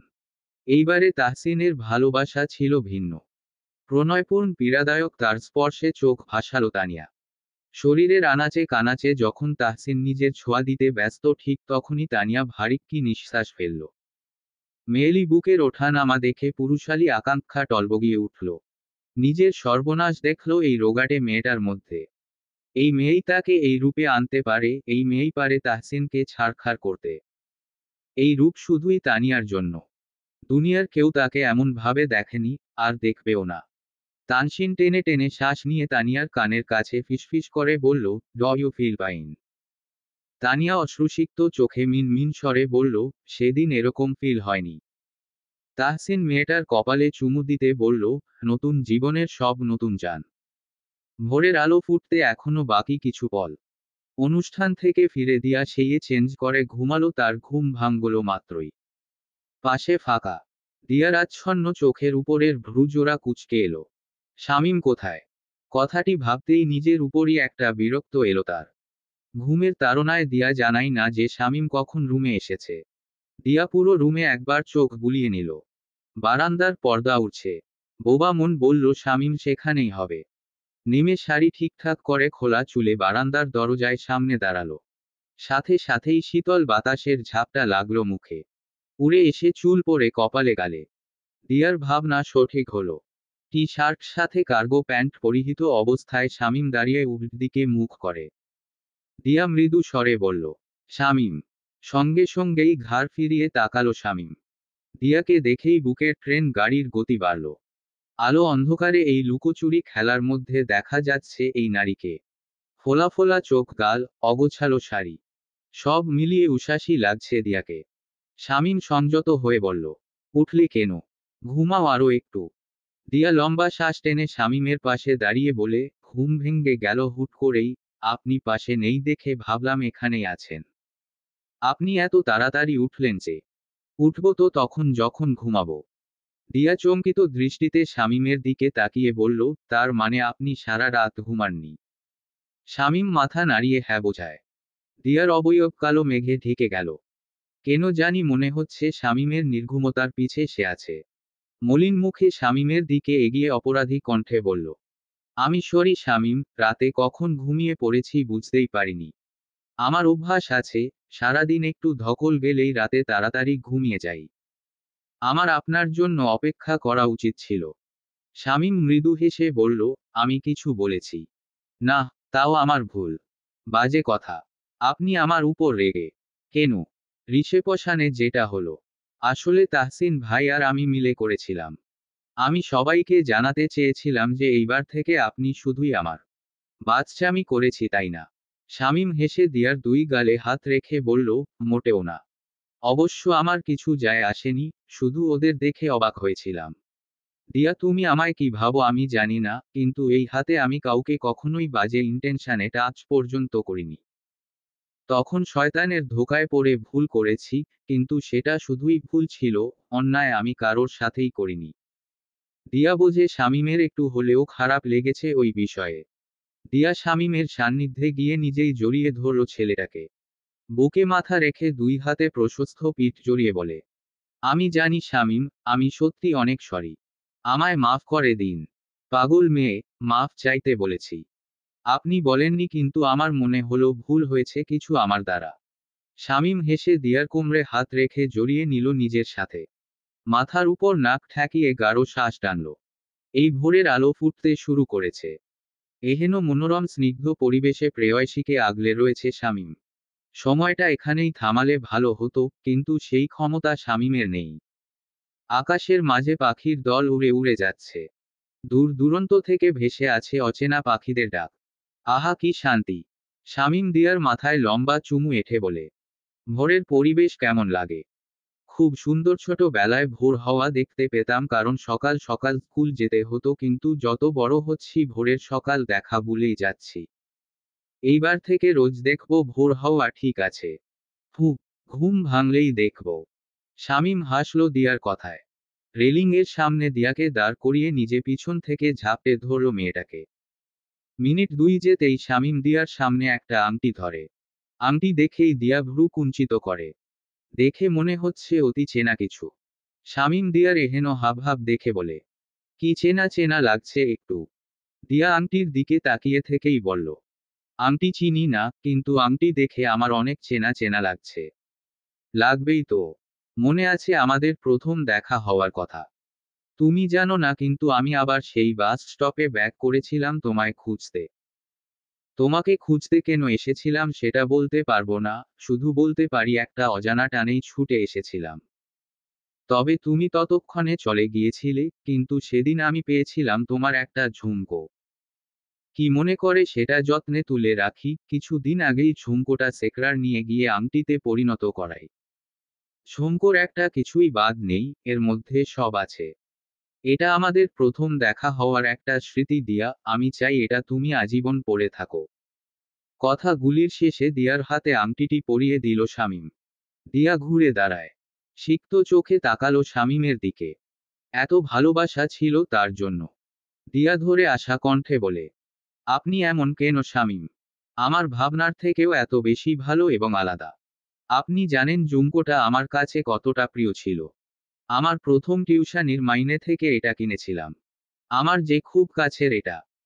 দিয়া অতি আবেগের সহিত নিজেকে দমাতে না পেরে পায়ের পাতায় ভর দিয়েই শামীমের অধরে নিজের অধর ছোঁয়ায়। ছেলেটা স্তব্ধ হয়ে যায় যেন। মেয়েটার সরু কোমরে হাত পেঁচিয়ে তাকে আরো টেনে তলে। দিয়া চুমু দিয়ে সরে আসতে নিলেই শামীম আলগোছে বলে, উমহু, আর সরে আসা যাবে না। আমি এগাইনি, তুমি আমায় এগিয়ে এনেছো। সকাল হবে শামীম। হোক। সবার বাসর রাতে হয়, আমাদের দিনে হবে। বলেই মাতাল শামীম নিজের জমানো সমস্ত ভালোবাসা উজাড় করে দিয়ে থাকে দিয়াকে। হাঁফিয়ে শ্বাস টানে মেয়েটা। চুম্বনরত অবস্থায় শামীম রুমে প্রবেশ করে। কক্ষের মাঝামাঝি দাঁড়িয়েই ব্যস্ত হাতে মেয়েটার শাড়ির আঁচল সরায়, কুচি খুলে শাড়ি ছুঁড়ে ফেলে। প্রণয়ের দহনে পুড়িয়ে মারে মেয়েটাকে। উত্তেজনার শেষ পর্যায়ে আসতেই দিয়া নাক মুখ ফুলিয়ে কেঁদে ওঠে। বলে, পর্দা দিন আলো আসে। হাঁফাতে থাকা শামীম তখন ব্যস্ত মেয়েটার পেটিকোট হাতড়াতে। কোনো রকম বলে, তুমি আমারই ডিয়ার, লজ্জা কিসের? শামীম, নাম ধরো, জান ডাকো, যাই করো, আজ ছাড়াছাড়ি নেই। শামীমের কথাই যেন অক্ষরে অক্ষরে অনুভব করল দিয়া। এই শামীম অন্য কেউ। নিজের চিকন দেহের প্রতিটা কোনায় কোনায় যখন শামীম নিজের অধর ছোঁয়া দিচ্ছিল, তখন যেন মেয়েটা ভাসছিল অন্য জগতে। ব্যথাতুর চুম্বনে ভরিয়ে তোলে দিয়াকে। আজ তাদের ভালোবাসার পরিণয় ঘটে। শামীম দিয়াকে নিজের বুকের মাঝে পিষিয়ে বলে, মিসছি তোমায় প্রচুর ভালোবেসেছি। এখন বলো আমি ছি নাকি তোমার স্বামীজি? বিবাহিত জীবনের সবচেয়ে সুন্দর মুহূর্ত হলো একে অপরকে বোঝা। এই বোঝাবুঝির পর্যায়ে জানা যায় সামনের মানুষটি তোমায় কতটা সম্মান করে। পেরিয়েছে 3 মাস এর কাছাকাছি। পড়াশোনা, স্বামী সংসার নিয়ে দিব্যি কাটছে 4 বান্ধবীদের জীবন। এগিয়ে এসেছে পরীক্ষার সময়। চার পুরুষের দিক থেকেই পড়াশোনার চাপ আছে আপন নারীদের উপর। পড়তে হবে, সংসার পাশে রেখে পড়ায় মন দিতেই হবে। শিফা খাটের উপর বসে পড়ছে। পড়তে ইচ্ছে করছে না তাও পড়ছে। রাত তখন 9:30। আরিশ সেই সন্ধ্যা থেকেই মাঝে মাঝেই ফোন করে পড়ার জন্য বলছে শিফাকে। মেয়েটা এইবার বিরক্ত হয় একা একা বলে। খালি পড়তে বলে। আরে তুই স্বামী না মাস্টার? দরকার পড়লে মাস্টার হব, সমস্যা কি? আর আমায় তুই বলা সাহস তো কম না। শিফা তো রাগ করে লাফিয়ে তাকালো দরজার দিকে। আরিশ দাঁড়িয়ে এক পকেটে হাত গুজে, অন্য হাতের কবজিতে ঝোলানো কালো কোট। ঘাড় বাঁকিয়ে শিফাকে দেখছে সে। শিফা শুকনো ঢোক গিলে বলল, আপনি কখন এলেন? আরিশ এগিয়ে এসে শিফার কোমর চেপে নিজের দিকে টেনে বলল, যখন আমার বউ আমাকে তুই বলে আমার গুষ্টি উদ্ধার করছিল, ঠিক তখন। শিফা ভারী নিঃশ্বাস টেনে বলে, আমি আমি তো কিছুই বলছিলাম না। আরিশ এক ভ্রু নাচিয়ে বলল, তাই নাকি? জি। আমি ফ্রেশ হয়ে এসে পড়া ধরব, না পারলে শাস্তি। শাস্তি? ফু। কি? 1 ঘন্টা ননস্টপ লিপ কিস, শ্বাস আটকে গেলেও আমি দায়ী নই। আর তুমি জানো আমি যা বলি তাই। একটা সুস্থ হুমকি দিয়ে চলে গেল আরিশ ফ্রেশ হতে। শিফার বুকটা দূর দূর করছে। তার মনে পড়ল কিছু দিন আগের আরিশের মাতাল চুম্বনের কথা। ছেলেটা 8 মিনিট তাকে আটকে রেখেছিল আর এখন বলে কিনা 1 ঘন্টা। আরে শিফা তো মরেই যাবে। কথাগুলো ভেবেই আপনি তার দম ভারী হয়ে এলো। আরিশ ফ্রেশ হয়ে বেরিয়ে শিফার পড়া ধরে। মেয়েটা সবটার সঠিক উত্তর দেয়। আরিশ সন্তুষ্ট হয়ে বলে, বাহ, দ্যাট লাইক মাই গুড বউ। পড়া পেরেছ তাই আজ রাতে বাহিরে খাবো। বাহিরে? এখন? হ্যাঁ। যাও শাড়ি পরে আসো। শাড়ি? হ্যাঁ, তাড়াতাড়ি যাও। শিফা লেট করে না। আরিশের পছন্দ করা একটা হলুদ রঙের শাড়ি পরে মেয়েটা হিজাব পরতে নিলে আরিশ বলে, হিজাব লাবে না, শুধু শাড়ির আঁচল ভালো করে মাথায় চাপিয়ে নাও। আমরা একটি নিরিবিলি জায়গায় যাব। বাধ্য শিফা সেটাই করে। মিস্টার আর মিসেস শাহরিয়ারের থেকে বিদায় নিয়ে তারা বেরিয়ে আসে। গাড়ি ঠিক আধা ঘন্টার ব্যবধানে একটা ঘাটের সামনে দাঁড়ায়। এই ঘাট নদীর তীরে অবস্থিত। শিফা ভ্রু কুঁচকে আরিশের হাত চেপে ধরল। ছেলেটা তাকে নিজের সাথে জড়িয়ে থেকেই সিঁড়ি ভেঙ্গে নামল। সেখানে বাঁধা একটা নৌকা। 2টা হারিকেন জ্বলছে নৌকার আগে পিছে। তাদের দেখেই মাঝি দাঁড়িয়ে উঠে হেসে বলে, আজকের ভ্রমণের কথা ভাবে ভালোই করেছেন বাবু, এখন পানির স্রোত সুন্দর, নৌকা চালাতে কোনো অসুবিধে নেই। উঠে আসেন তাড়াতাড়ি। আরিশ এই মধ্য বয়স্ক ভদ্রলোকের দিকে তাকিয়ে আলতো হেসে নৌকায় উঠে দাঁড়ায়। হাত বাড়িয়ে দেয় শেফার দিকে। মেয়েটা ভয় ঢুক গেলে। ভয়ের ছাপ তার অবয়বে। তা দেখে মাঝি অভয় দিয়ে বলে, কিচ্ছু হবে না, উঠেন মা। আরিশ গাঢ় কণ্ঠে বলে, আমার হাত ধরে উঠে এসো শিফা। এ যেন ভরসার বাক্য। শিফা এড়িয়ে যেতে পারল না। হাতে হাত রেখে উঠে আসে সে। আরিশ মেয়েটাকে নিয়ে বসে নৌকার সামনে। মাঝি অপর প্রান্তে। নিজে বসে শিফাকে নিজের বুকের সাথে মিশিয়ে 2 পায়ের মাঝে কলের কাছে বসালো আরিশ। মেয়েটার পিঠ ঠেকলো আরিশের ওঠা নামা দীর্ঘ বুকে। সেথায় মাথা এলিয়ে দিল সে। নৌকা চালাতে শুরু করে। বিশাল নদীর মাঝ থেকে এগিয়ে যায় পানিতে চলমান নৌকা। শীতল বাতাস, পানির কলরব, আর প্রিয় মানুষের বুকের ধুকপুকানি যেন পরিবেশটাকে আরো গভীর করে তুলছে। আরিশের এহেন সাইপ্রাইজে শিফা আত্মহারা হলো। ঘাড় বাঁকিয়ে পুরুষটির দাড়ি যুক্ত থুতনিতে চুমু এঁকে বলল, ধন্যবাদ আরিশ। আরিশ হেসে শিফার কাঁধ থেকে খোলা চুল সামনে ঠেলে সেথায় নাক ঠেকিয়ে গাঢ় কণ্ঠে বলে, প্রমিজ চাই, কবুল হবে কি? হবে। আমায় আজীবন ভালোবাসতে হবে। কবুল। আমার সাথে বুড়ো হতে হবে। কবুল। আমার বাচ্চার মা হতে হবে। কবুল। বলেই হেসে ফেলে শিফা। আরিশ মেয়েটার এক গালে হাত রেখে ওর মুখটা বাঁকিয়ে ধরে নিজের দিকে। সাথে সাথেই অধরের মালিকানা হারায় শিফা। অশান্ত চুমুতে মাতোয়ারা হলো আরিশ। শিফা নিজের হাত বাড়িয়ে আরিশের ঘাড়ে রাখে।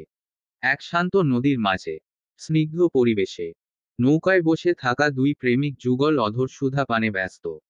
চাঁদের আলো সাথে হরিকেনের আগুন বাতি যেন লজ্জা পেল। শাসা করে বয়ে চলা বাতাস উড়ালো শিফার খোলা চুল। আরিশের এক হাত শিফার উন্মুক্ত পেট চেপে আরো টেনে আনে নিজের দিকে। থেকে যাক কিছু ভালোবাসার মুহূর্ত, এই নদী মনে রাখবে তাদের। মনে রাখবে আকাশের সেই জ্বলতে থাকা তারা। একদিন আরহামের চেম্বারে হাজির রেশম। ধুম বউকে দেখেই ভরকাল আরহাম। রেশম এসে সোজা বসে চেয়ারে আরহামের মুখোমুখি। ছেলেটা অবাক নজরে দেখছে রেশমকে। আচানক মেয়েটাকে দেখে বুক ধক করে উঠল তার, চমকিত সুরে বলে, তুমি? রেশম চোখ বাঁকিয়ে বলে, কে তুমি? আপনি কি এইভাবেই নিজের পেশেন্টদের সাথে কথা বলেন? আপনি বলে সম্বোধন করুন, অনেক অপেক্ষার পর আমার সময় এসেছে। আরহাম রেশমের কথায় চোখ ছোট ছোট করে তাকায়। মেয়েটা তার সাথে ছলনা করছে। এইবার আরহামও কিছুটা গম্ভীর স্বরে টানটান হয়ে বসে বলল, সরি মিসেস, মাই মিস্টেক। আসলে আপনার চেহারা আমার এক কাছের মানুষের সাথে খুব মিলে যায়, তাই তুমি করে বলে ফেলেছি। আপনি প্লিজ আপনার সমস্যা বলুন। রেশম চেয়ারে পা দুটো তুলে বসে মুখটায় দুঃখী দুঃখী ভাব ফুটিয়ে তোলার চেষ্টা করে বলল, আমার মনে ব্যথা হয়। কি রকম? এই ধরুন, আমার হাজবেন্ড আমায় সময় না দিলে বুকে ব্যথা হয়। তাই নাকি? আর আমার হাজবেন্ড আমাকে ধমক দিলে মনে ব্যথা হয়। ওকে আর আমার হাজবেন্ডের দিকে অন্য কেউ কুনজরে তাকালে আমার বুকে ব্যথা হয়। কেমন কুঞ্জর? এই বাহিরে ঘুরঘুর করা মেয়েটি আরহামের নাম শুনেই তার চোখ চিকচিক করে উঠল আর আমায় কেবিনে পৌঁছিয়ে দেওয়ার বাহানার আমার হাজবেন্ডের দিকে কুঞ্জর দিল। আরহাম মাথা সামান্য নিচু করে ঠোঁট চেপে হাসল। অতঃপর গলা কেশে বলল, আপনার নিশ্চয়ই আপনার হাজবেন্ড এর নাম? হ্যাঁ। আপনাকে একটা কথা বলি, কাউকে বলবেন না। বলেই সামান্য ঝুঁকে পড়ে রেশম। আরহামও তার দিকে মাথা ঝুঁকিয়ে কৌতূহল নিয়ে তাকায়। রেশম গোপনীয় তথ্য জানাচ্ছে যেন ভং ধরে এমন ধীর কণ্ঠে বলে, আমার হাজবেন্ড একজন সাইকেট্রিস্ট। কিন্তু উনি জানে না ওনার মাথায় বেশি প্রবলেম, ওনার ডাক্তারের প্রয়োজন। একদিন ওনাকে ভুলিয়ে ভালিয়ে আপনার কাছে আনবো, ঠিক আছে? আরহাম বেশম খায়। দুই চোখ ছোট ছোট করে এইবার নিজের চেয়ার ছেড়ে উঠে আস্তে আস্তে বলল, কেমন প্রবলেম আপনার হাজবেন্ডের? রেশম শুকনো ঢোক গিলে চেয়ারের সাথে সেটে যেতে যেতে বলে, রাতে হুঁশ থাকে না। আরহাম রেশমের বসে থাকা চেয়ারের দুই দিকে দিকে হাত রেখে মেয়েটার দিকে ঝুঁকে পড়ে চোখে চোখ রেখে পুরুষালী কণ্ঠে বলল, রাতে ঠিক কোন সময় তার হুঁশ থাকে না মিসেস? রেশম এইবার লজ্জা পেল। আরহামের লেগ পুল করতে এসে নিজেই ফেঁসে গেল। জড়িয়ে আসা কণ্ঠে বলল, যখন যখন। আরহামের ঠোঁটের কোণে বাঁকা হাসির সৃষ্টি হলো। রেশমের কানের কাছে মুখ নিয়ে ফিসফিস করে বলল কিছু কথা। ব্যাস লাজে জুবুথুবু হলো মেয়েটা। চোখ নামিয়ে দুই হাতে মুখ চেপে ধরে সে। আরহাম এইবার হো হো করে হেসে উঠল। মেয়েটাকে চেয়ার থেকে নামিয়ে নিজের বুকের মাঝে চেপে ধরে আরহাম। মাথার উপর চুমু দিয়ে বলল, আমার পাগলি বউ। সময় চাই তাই না? আজ আমার সবটা সময় শুধুই তোমার। রাতের শহর দেখবো আজ একসাথে, রাজি? অনেক রাজি। রেশম মাথা তুলে চুমু দেয় আরহামের খয়েরি রঙের ঠোঁটের উপর।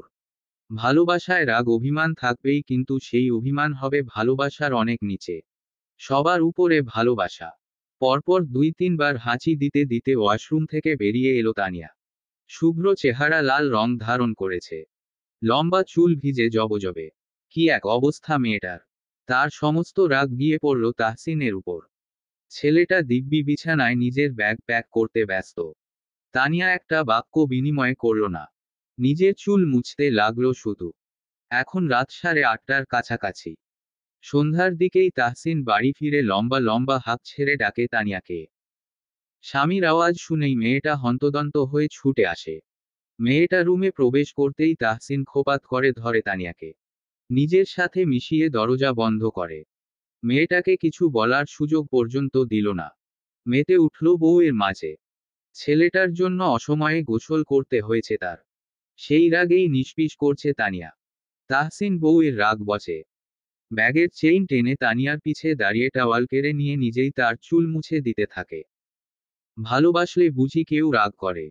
তানিয়া উত্তর দেয় না। তাহসিন চুল মুছে দিয়ে ওকে জড়িয়ে নিল নিজের সাথে। নরম কাঁধে শক্ত থুতনি ঠেসে ধরে। তানিয়া ছোটাছুটি করতে চাইলেও বিশেষ লাভ হলো না। আজ যাব আবার 3 দিন পর দেখা পাবে আমার, একটুও দুঃখ হচ্ছে না। তানিয়া কিছুটা ভনিতা করে বলল, না, এরকম ছেড়ে রেখে কি আজ প্রথম যাচ্ছেন? প্রথম না হোক, কিন্তু স্বামী বিচ্ছেদে বউরা একটু হলেও মন খারাপ করে। এখন আমার মন খারাপ কথায় বা মুখে প্রকাশ করতে হবে। ছ্যাঁত করে ওঠে তানিয়া। তাহসিন ভড়কে যায়। তানিয়ার দিকে তাকিয়ে দেখে মেয়েটা ভারী শ্বাস টানছে। বউকে রাগিয়ে দিল আবার। তাহসিন বোঝে সে যখনই কোনো কাজে তানিয়াকে ছেড়ে যায় মেয়েটার মনে কালো মেঘ জমে।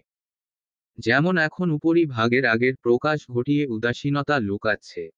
তাহসিন তানিয়াকে ঘুরিয়ে নিজের সামনে দাঁড় করালো।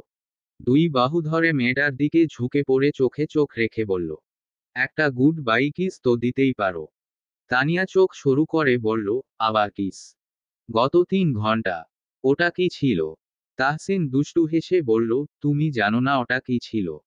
তানিয়ার গাল লাল হয়ে আসে। নিজের কথাতেই নিজে ফাঁসে মেয়েটা সব সময়। তাহসিনের বুকে ধাক্কা দিয়ে নিজে গিয়ে তাহসিনের ব্যাগ চেক করে কিছু ভুলেছে কিনা সেটাই দেখে। শেষে তাহসিনের দিকে চেয়ে বলল, আরহাম ভাই আপনাকে যে ভিটামিন ক্যাপসুল দিয়েছিল ওটা নেননি কেন? তাহসিন অবাক হওয়ার ভান ধরে বলল, তোমার এখনো মনে হয় আমার ভিটামিনের প্রয়োজন? রোমান্সের মাঝে কেঁদে পাগল হয়েও আমার ভিটামিন নিয়ে সন্দেহ করো মেয়ে। তানিয়া পারে না তাহসিনের মাথা ফাটাতে। ড্রায়ার থেকে ছোট কোরটা বের করে ব্যাগে ভরে দিতে দিতে বলে, আপনি একটা ফাজিল অসভ্য একটা মানুষ। এই ভিটামিন আপনার হেলথের জন্য। একটা দিন যেন এটা মিস না হয়, আপনি ফিরলে আমি গুনে দেখব। তাহসিন এগিয়ে তানিয়ার কোমর টেনে এনে নিজের দেহের সহিত মিশিয়ে নিয়ে বলল, আমার স্ট্রিক্ট বউ, আমার বেপরোয়া নেতা। তাদের কথার মাঝেই দরজায় টোকা পড়ে। শামীম বাহিরে থেকে বলে, ভাই এয়ারপোর্ট যেতে হবে তো। আমি রেডি, আসো তুমি তাড়াতাড়ি। তাহসিন বিরক্ত হয়ে বলল, শালা মির্জাফর, ভাইয়ের রোমাঞ্চ সহ্য হয় না। ভাবি, ভাইকে আমার দিক থেকে দুটো ঘুষি মারো তো। আমি মারলে আমায় ঘুরিয়ে মারবে সে, কিন্তু তুমি মারলে কিছু বলতে পারবে না। তানিয়া হেসে দরজা খুলে দিল। বলল, দা ভাই ভিতরে আসো তো, একটু কথা আছে। শামীম তানিয়ার কথা রুমে প্রবেশ করে। তানিয়া শামীমের দিকে চেয়ে থেকে খানিক সিরিয়াস ভঙ্গিতে বলল, কি ব্যাপার? আমি 2 দিন ধরে লক্ষ্য করছি দিয়া আর আপনার মাঝে কিছু ঠিক নেই। এড়িয়ে যাচ্ছেন এক অপরকে। শামীম শুকনো ঢোক গিলে বলল, ভাবি একটু রাগারাগি হয়েছে। কি নিয়ে জানতে পারি? পার্সোনাল হলে বলতে হবে না। শামীম দীর্ঘশ্বাস ছেড়ে নিচু গলায় বলল, আমার ভুল ভাবি। 2 দিন আগে বন্ধুরা আমায় জোর করেই একটা ক্লাবে নিয়ে যায়। আমার ইচ্ছে না থাকার সত্ত্বেও তাদের জোরাজুরিতে 2 শট ড্রিঙ্ক করে বসি। বাড়ি ফিরতেও রাত হয়। এই জন্য মাফ চেয়েছি, সরি বলেছি ওকে। শামীমের কথায় তাহসিন রেগে যায়। শামীমের মাথায় শক্ত চাটি দিয়ে বলল, আজকেই দিয়াকে ওর বাবার বাড়ি পাঠিয়ে দেব। তুই শুধরাবি নাইকি রকম রইলি? কিছু দিন ঠিক ছিলি আবার শুরু করেছিস। শামীম ব্যথায় হাত বুলায়। সে ভুল করেছে তাতে সন্দেহ নেই। তাহসিনের হাত চেপে ধরল তানিয়া। চোখের ইশারায় শান্ত হতে বলল। তানিয়া শামীমের চুপসে থাকা মুখের দিকে চেয়ে বলল, দাভাই তুমি আমার থেকে বেশি ম্যাচিওর। তোমাকে এসব বিষয়ে বোঝাতে লাগবে না, কিন্তু তাও বলছি ড্রিঙ্ক করা তো হারাম। আর ওই বন্ধুদের জীবনে রেখে কি লাভ যারা তোমাকে হারামের দিকে ঠেলে দেয়। ভাবি ভুল হয়েছে, আর হবে না। আমাকে না দিয়া কে বলো। শামীম মাথা নাড়ায়। তাহসিন রুম থেকে বেরিয়ে যায় ব্যাগ নিয়ে। তানিয়া আর শামীম নিচে নামে। দিয়া কি চেনে? তাহসিন দিয়ার দিকে তাকিয়ে মাথায় হাত রেখে বলে, আসছি বনু, নিজেদের খেয়াল রাখবে। তুমিও নিজের খেয়াল রাখবে দা ভাই, সাবধানে যাবে। তাহসিন সবার থেকে বিদায় নেয়। বিশেষ রাজনৈতিক প্রোগ্রামের অতিথি তাহসিন, সেখানেই যাচ্ছে রাজ্যের বাহিরে। তানহা আবদার করে বলে, আমার জন্য একটা ড্রেস আনবে কিন্তু ভাই।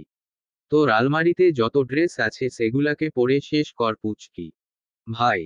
তাহসিন হাসে, শেষে তানিয়ার দিকে এগিয়ে আসে সে। ড্রয়িং রুম ভর্তি সবার সামনেই তানিয়ার কপালে চুমু এঁকে দেয়।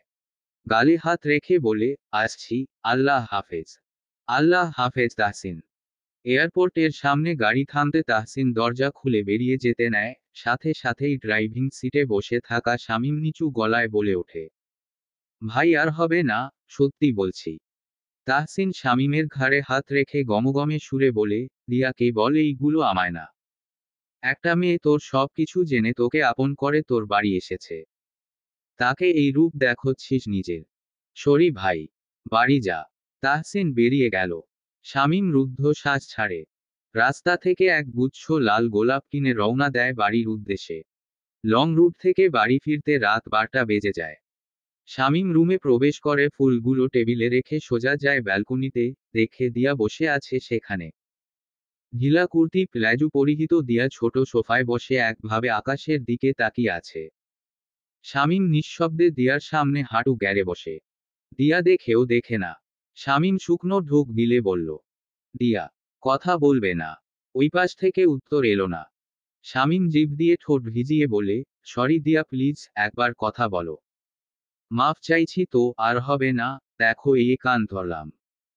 শামীম দুই কান ধরে বারবার অনুরোধের সহিত ক্ষমা চাইল। একটা সময় দিয়া ফুপিয়ে ওঠে। শামীম স্তব্ধা খেয়ে ভড়কে যায়।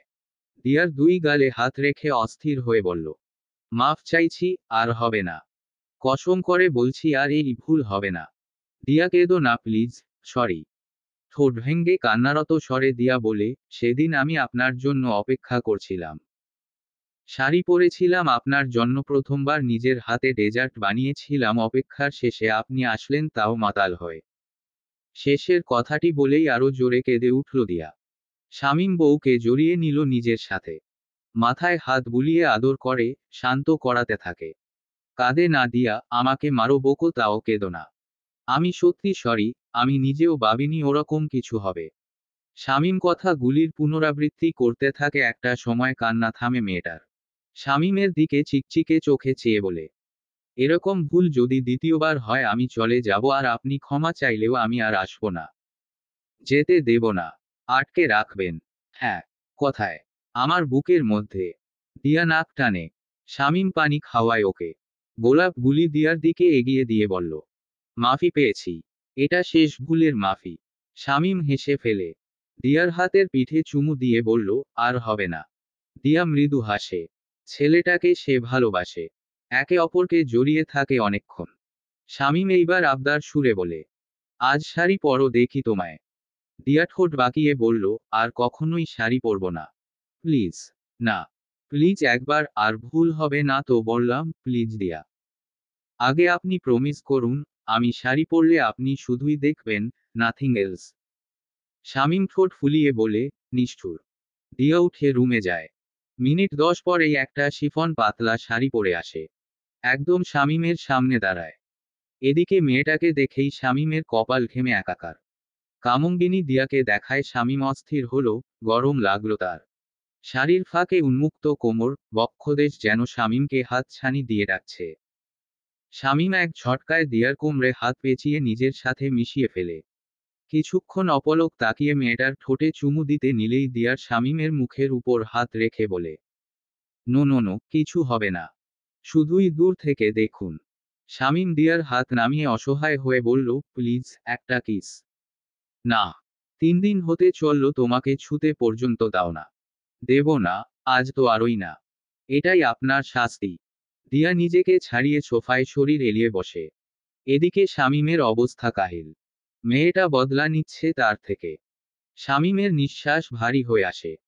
অনেকটা সময় নিজেকে সামলায় পড়ে আর থাকতে না পেরে এক প্রকার হামলে পড়ে দিয়ার উপর। দুই হাত সোফায় চেপে অধরে অধর ঠেকায়। দিয়া ছটফট করেও লাভ হয় না। শামীম ওকে নিয়ে সোজা রুমে যায়। সুন্দর শাড়ি টেনে খোলে। দিয়া এইবার অগচরে হাসল। পুরুষ মানুষ আপন নারীর কাছেই জব্দ। কেটেছে অনেক গুলি দিন। সময়টা সিমলার দুপুর। চারিপাশে শুধুই কনকনে ঠান্ডার পরিবেশ। থমথমে আবহাওয়া। ছোট একটা ভিলাতে 4 দম্পতির বসবাস। আজ 2 দিন তারা এখানে এসেছে ঘোরার উদ্দেশ্যে। তাহসিন সহ 3 পুরুষ ব্যস্ত কিচেনে। এপ্রন পরনে 4 পুরুষের। তাদের কসরত করে গড়া পেটানো দেহে এপ্রন মানিয়েছে অমায়িকভাবে। শামীম পেঁয়াজ কুচি করতে করতে বলে, শখের নারীকে বিয়ে করেছি আমি, এগুলো তো করতেই হবে।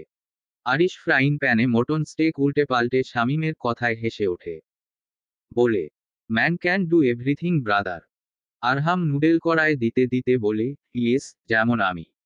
রেশমের বকা খাওয়ার সাথে সাথে আমি নুডলসও রান্না করতে পারি।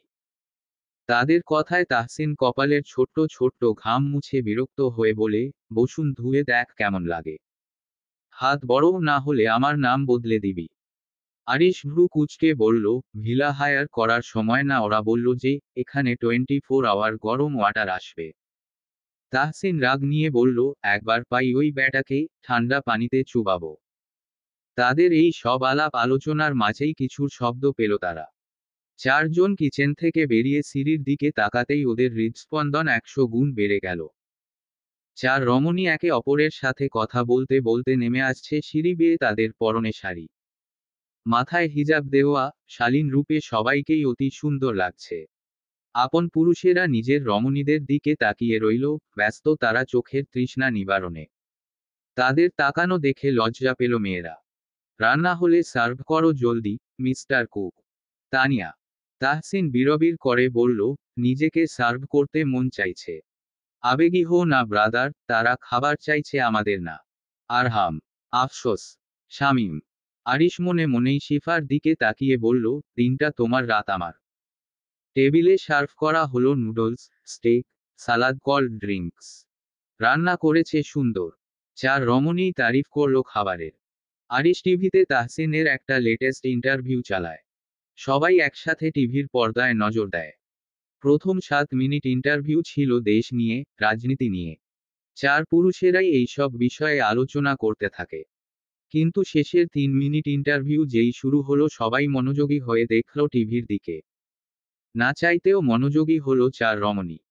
তাহাসিনের সামনে বসা সাক্ষাৎকার মেয়েটি খুবই সুন্দর ভঙ্গিতে মাইকের সামনে বলল, আমরা শুনেছি আপনি বিবাহিত, এটা কি সত্যি? অবশ্যই, এ বিষয়ে সবাই জানে, এটা নতুন কি না। নতুন ব্যাপারটা হলো, আমাদের কাছে খবর এসেছে যে আপনাদের লাভ ম্যারেজ। এই ব্যাপার কতটুকু সত্য?